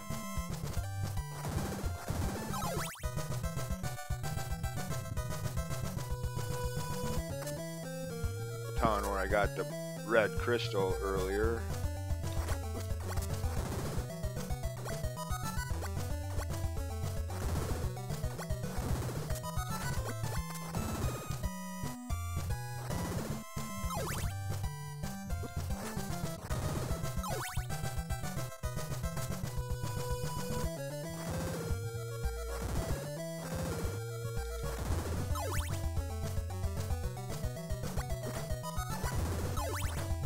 By the way, there was that path leading down back there a screen or two earlier. That just leads to a dead end and another place where you can use that garlic, if you have any, to summon that graveyard guy that gives you a silk bag, which isn't entirely useless, doubles your carrying capacity for laurels and garlic. Just one of those items I never really find a use for.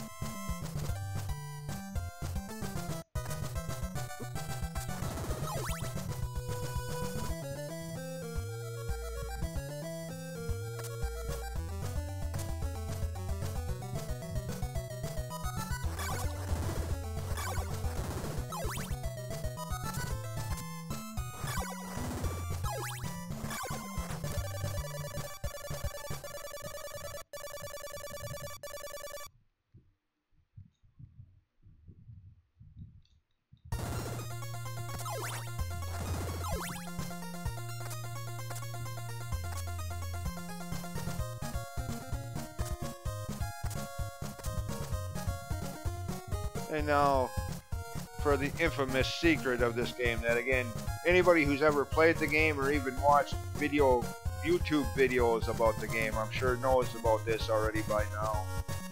Dead end. Unless you equip the red crystal. And again, I don't, I never had a problem with this, partially because of Metroid and Zelda NES games.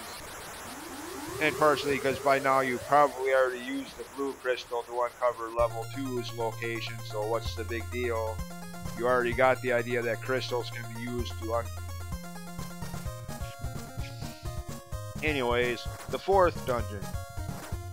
That way, right or eastward, leads to the final areas, which right now, without having completed the previous 5, would be a dead end. So don't, go that way if you want, but you'd only find yourself going back here. Now, I could go in there, but I want to go this way first. And no, I don't think this is the other side of that same body of water that we were at with the blue crystal to get to level 2. I do not think this is the same, just looks the same. Yeah. With the red crystal, which isn't that big a deal. You would have needed the red crystal to even get over here in the first place, so it's not like anybody watching this video can tell me, oh, now you're telling me I need the red crystal. Yeah, well, if you got here without it, I want to know what cheat code you're using, Buster.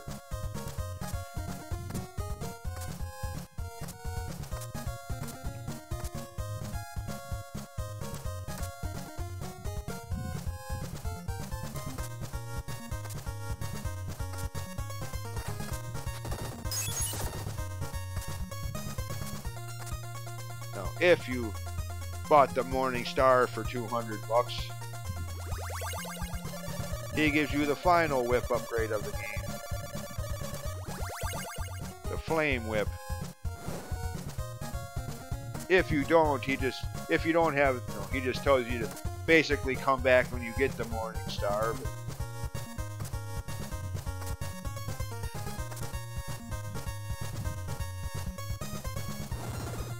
actually, I'm just gonna...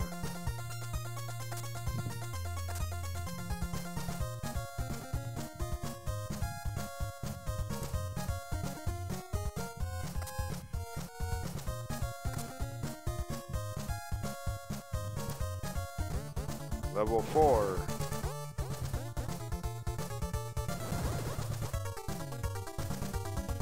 Now, if you already have the oak stake, as I do, you could just go this way, I think. Or maybe that's still a dead end.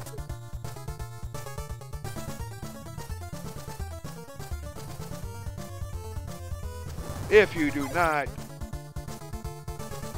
then you gotta go the long way around to get to it.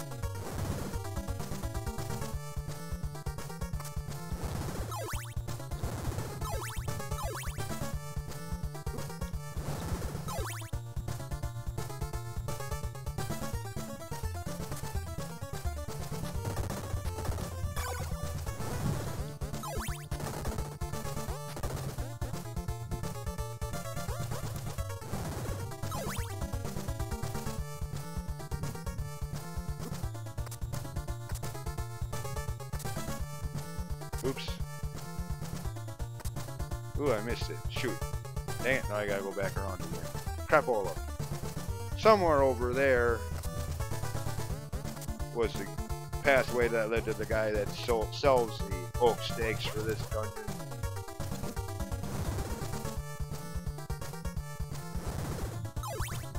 Dang it, where was that? 'Cause again, I don't usually worry about it. Like I already do on this playthrough, I usually buy the oak stake for this dungeon in the last one, since the guy that sells them is right along the path on the way out anyways.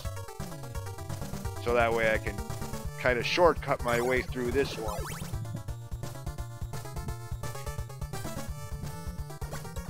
So So I don't even remember exactly how you get to the guy in this dungeon that sells them.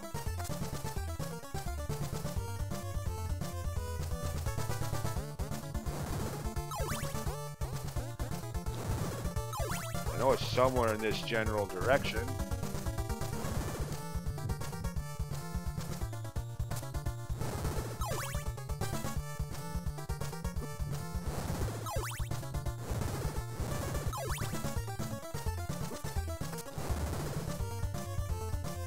Oh, wait a minute. Okay, I think I remember what I did wrong now. Continue going this way.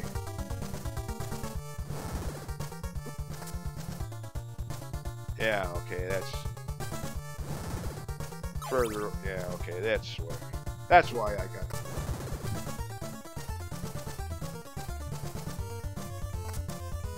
And here,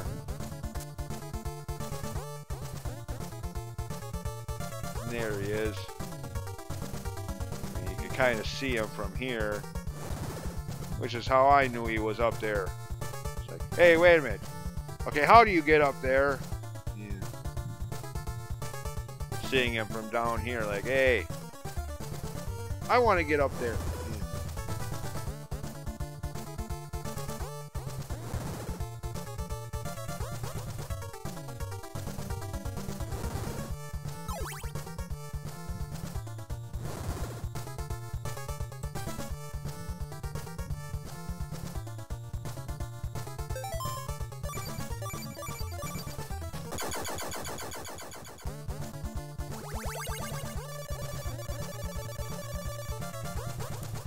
Increases your strength theoretically.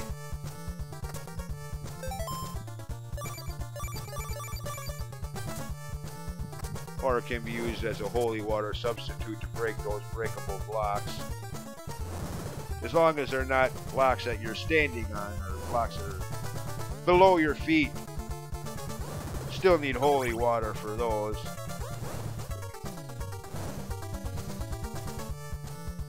Anything that's directly in front of you.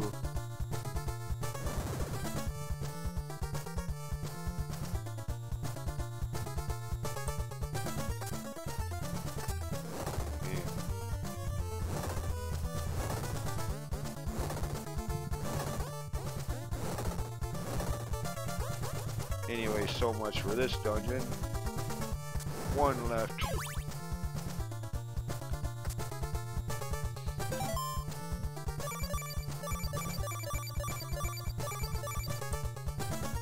Red crystal equipped, since I'm gonna have to go back through that lake or whatever, river or whatever that's supposed to be.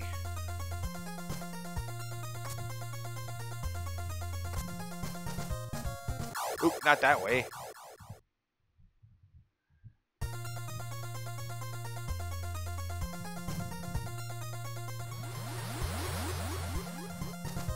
Final normal dungeon in the game is down here.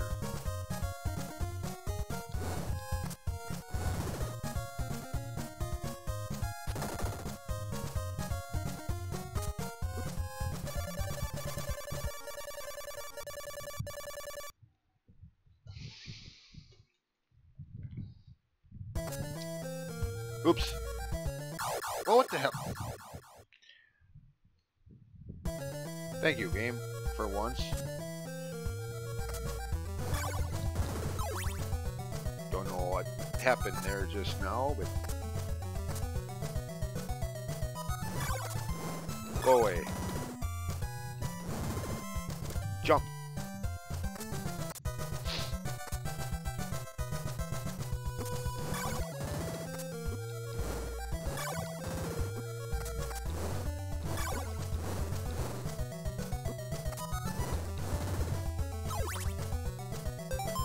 I'm gaining experience again. Could grind up to level 5 or 6 here, or 5 and then 6. Again, I don't know if I want to do that.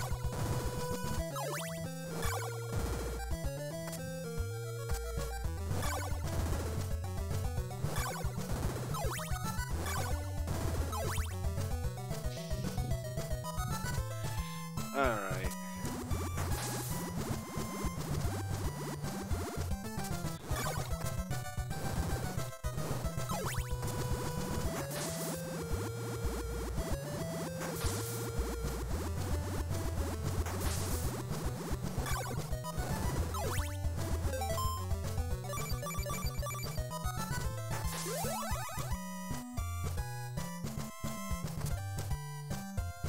level 5.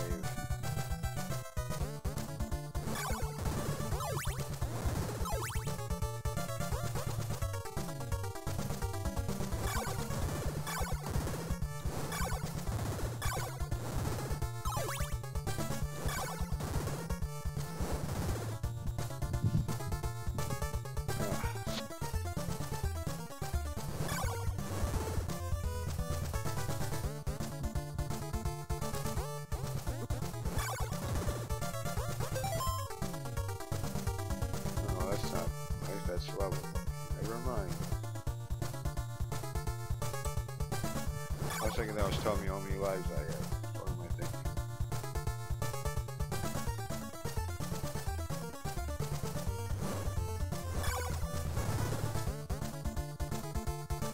Oh, get up there.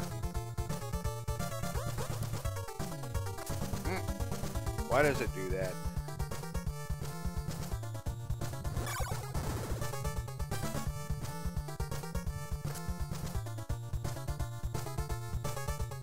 Okay, I swear I hit the jump button there. Granted, I can't prove that, but...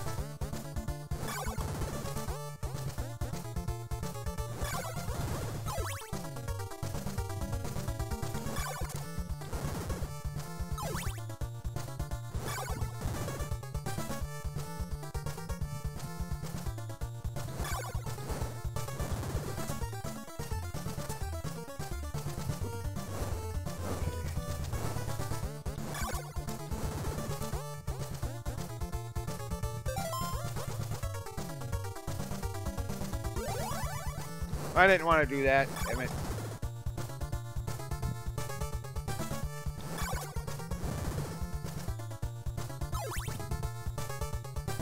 Oh, too late now.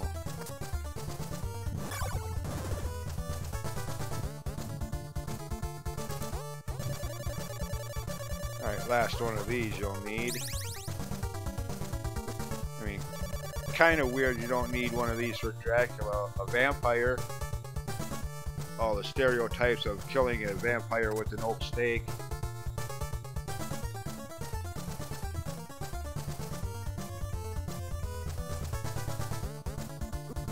Hey!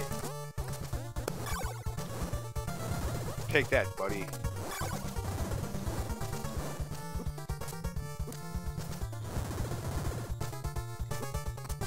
Oop, I died.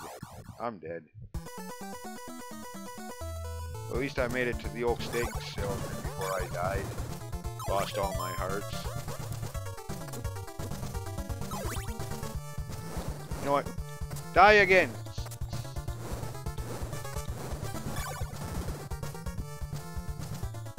Stealth falls. Wait a minute, this isn't Zelda. Never mind.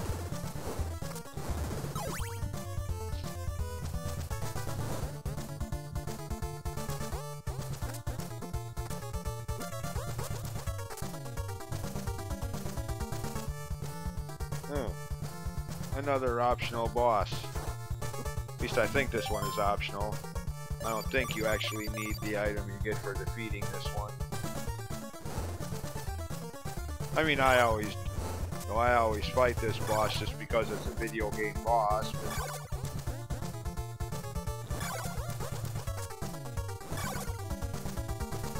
I still say this face reminds me of those faces in the Motley Crue album cover for Theater of Pain.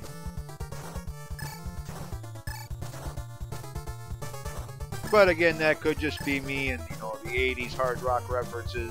You know, 80s hard rock band that very rarely ever passes up an opportunity to reference one of those bands. Like in Dragon Warrior, Dragon Quest VI, when that person says something about, you know, Dream Warrior, I'm thinking, oh, Dokken! Cool. In fact, I even made a comment to that in someone's YouTube video on that game during that part. Was that meant as a reference to the Dokken song? No, probably not. Just me being the 80s heavy metal fan again.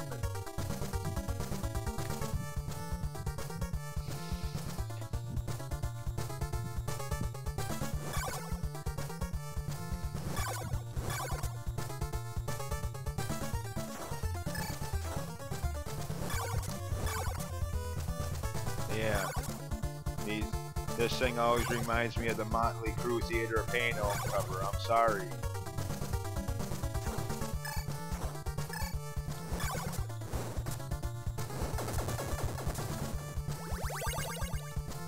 Oops, I'm sorry. Magic ring. What's so magic about it, I don't know, but...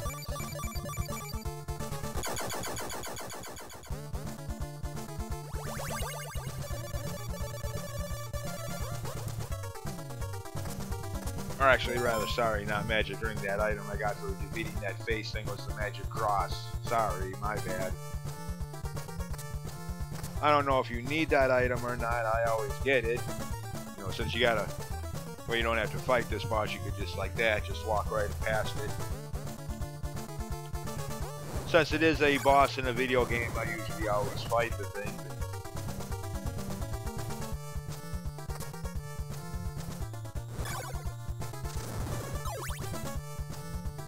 So yeah, I'd actually have to look that up myself.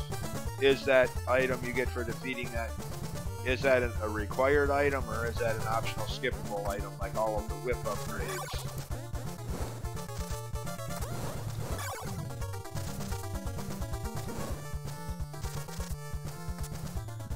Okay, get...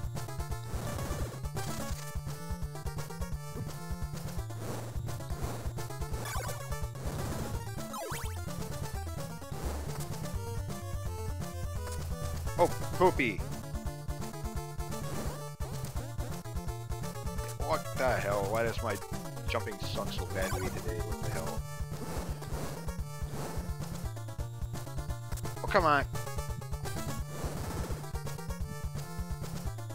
I swear I usually don't do this bad. Again, I can't prove that, but...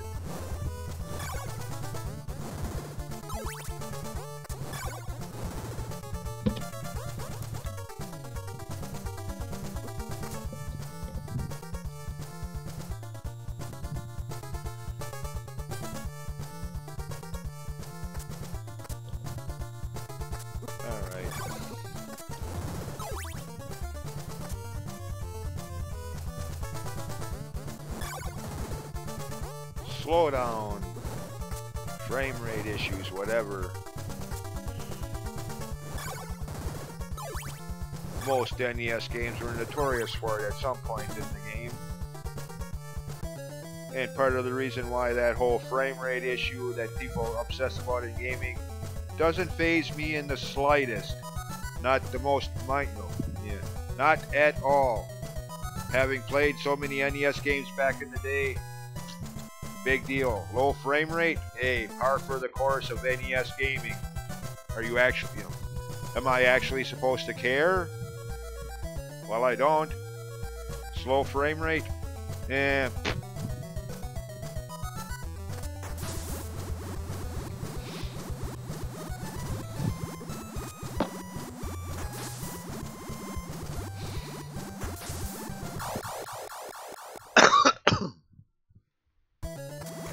Anyways, by the way, alright, I'm gonna cheese this, so to speak, with save states.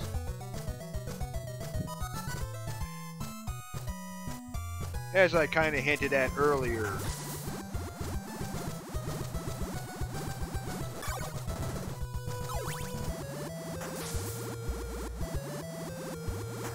well, let me get back to that point first. Oh shoot, I have no more. Oh dang it.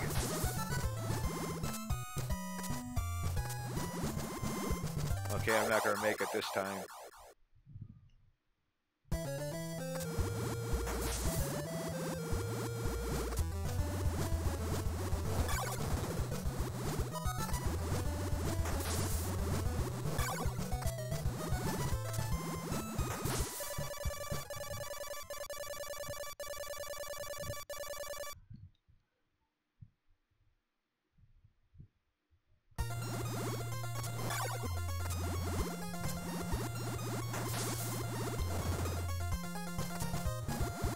Okay, how long is this marsh?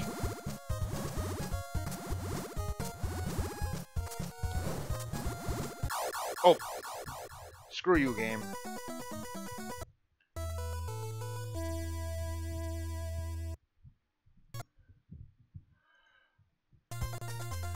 Okay.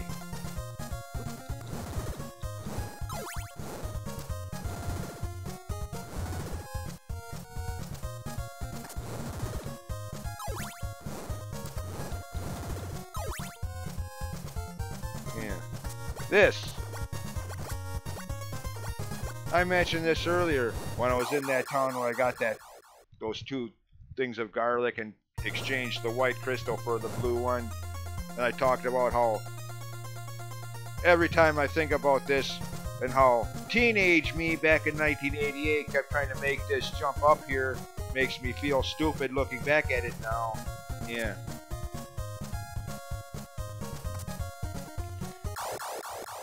Yeah.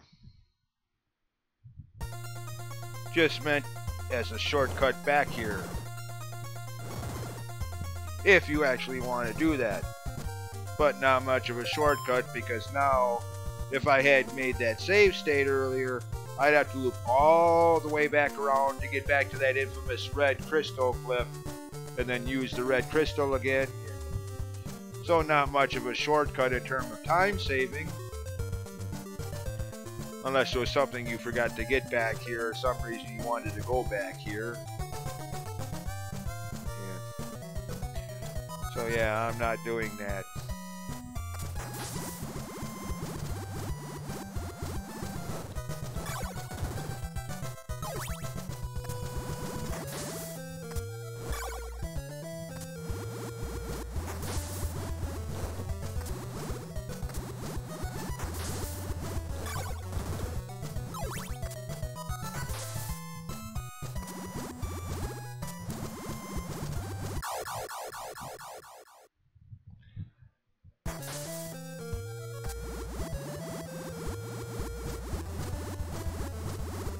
Okay. Hey! Oh, kiss my butt, game.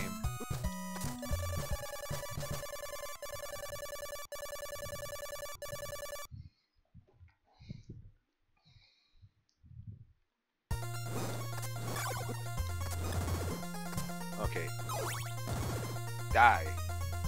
Enemy knock back my ass. Again, at least there's no instant death pits for the enemy knockback to knock you into, but still.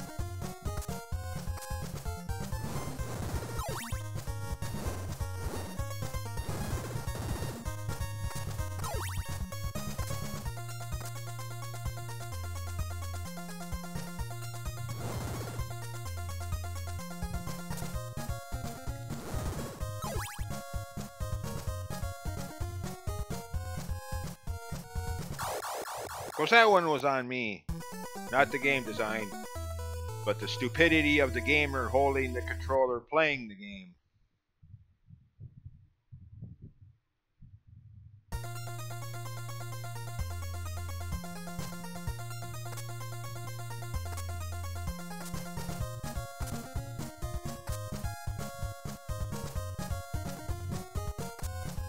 Anyways, now the stretch to the final dungeon of the game. Well, not really much of a dungeon, as that's another one of the common gripes about this game. How empty the so-called final dungeon of the game really is. Completely deserted, save the final boss.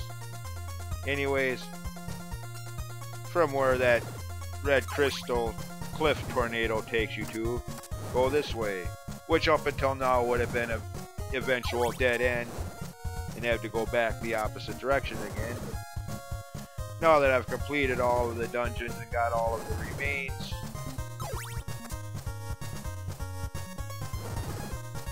Medusa heads, who actually aren't annoying in this game for once.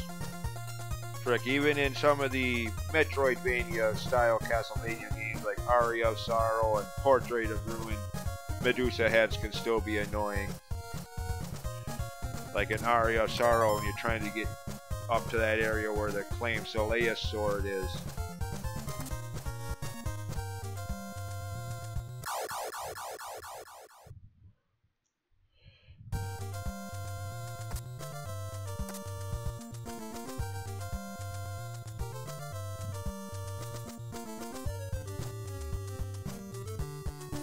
last town in the game that has a church to heal up in. I mean, there will be one more town later on this path, but I don't think there's a church for healing purposes there.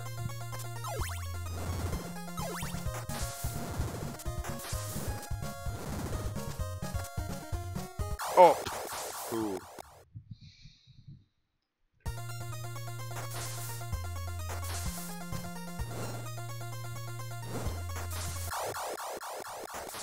Why can't Simon swim?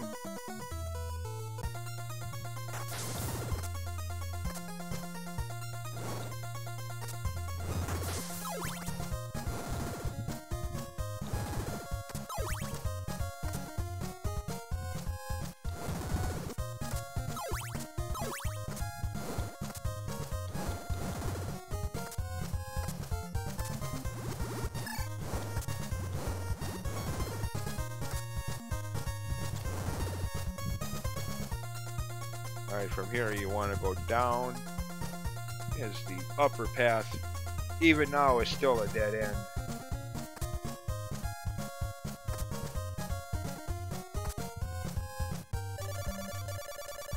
The last town of the game, but yeah. Since it's now nighttime, even if there is a church here for healing, you can't use it until morning.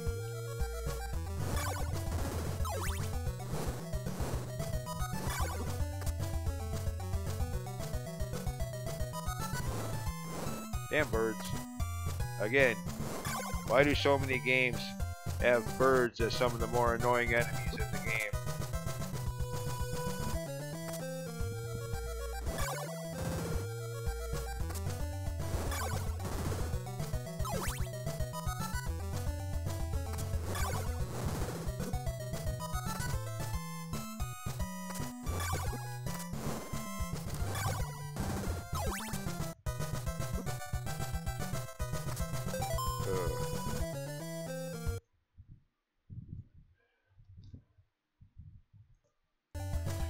Inky.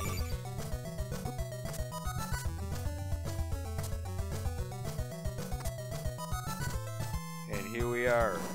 What? I cleared the levels. This isn't supposed to be a dead end anymore. Well, if you came here beforehand, you wouldn't be able to break these. Even with holy water. For some AI script reason, these blocks would still be unbreakable.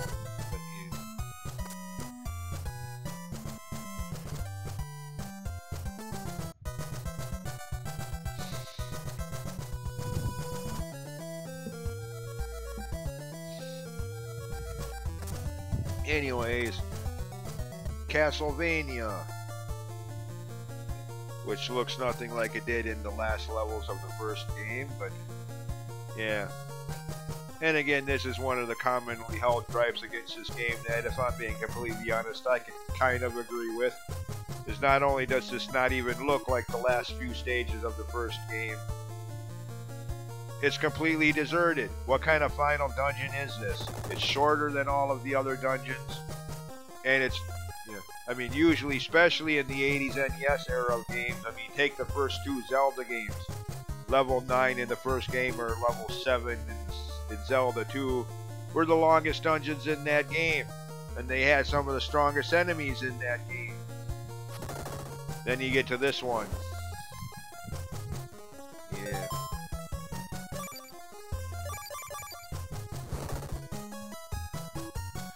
Where's all the strong enemies from throughout the game? Like the final dungeon in the first Final Fantasy game. Not only some of the strongest enemies in the game, but a rematch versus all of the major bosses leading up to that dungeon. Nope. The only thing here other than yourself is the final boss of the game. So yeah, I can kind of agree with the critics on that one. Very bland final dungeon.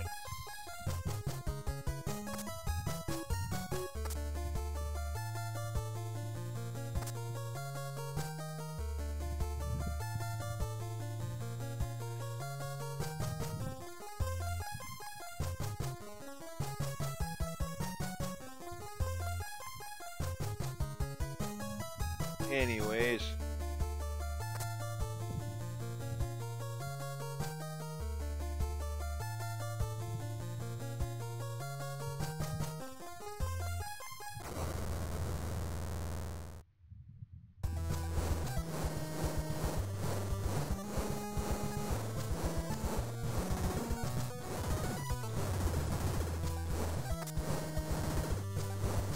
Of course, you can spam use of that holy sacred flame item and just cheese this bottle, practically paralyzing him to the point where he literally can't move. But again, if you have the flame whip, that's not necessary, as you just clearly saw. Yeah. Cheesy glitches not necessary. Anyways, yeah, far from the best game in the series. But I have played worse, both video games in general and Castlevania games, like Castlevania 3. I know, a lot of Castlevania fans will hate me for even jokingly saying that, let alone being completely serious about it, but hey, I'd play this game again before I'd even watch the starting credits for Castlevania 3 or Super Castlevania. Again, misuse of the word super to call that Super Castlevania 4 my a-hole. Nothing super about that game in my opinion. Again, I'd play through this game again first.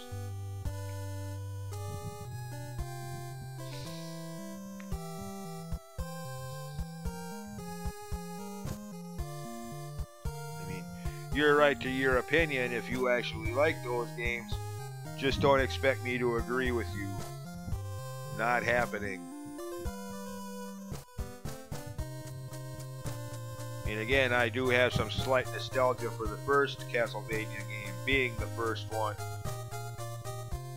And the one that I played a lot of back in the day before this game came out. But, Castlevania 3, Castlevania 4, Rondo of Blood, bleh. Anyways, yeah. Disagree if you will, that's alright. It's all good. It's just video game preferences anyway. No need to get all hostile and vulgar and nasty about it.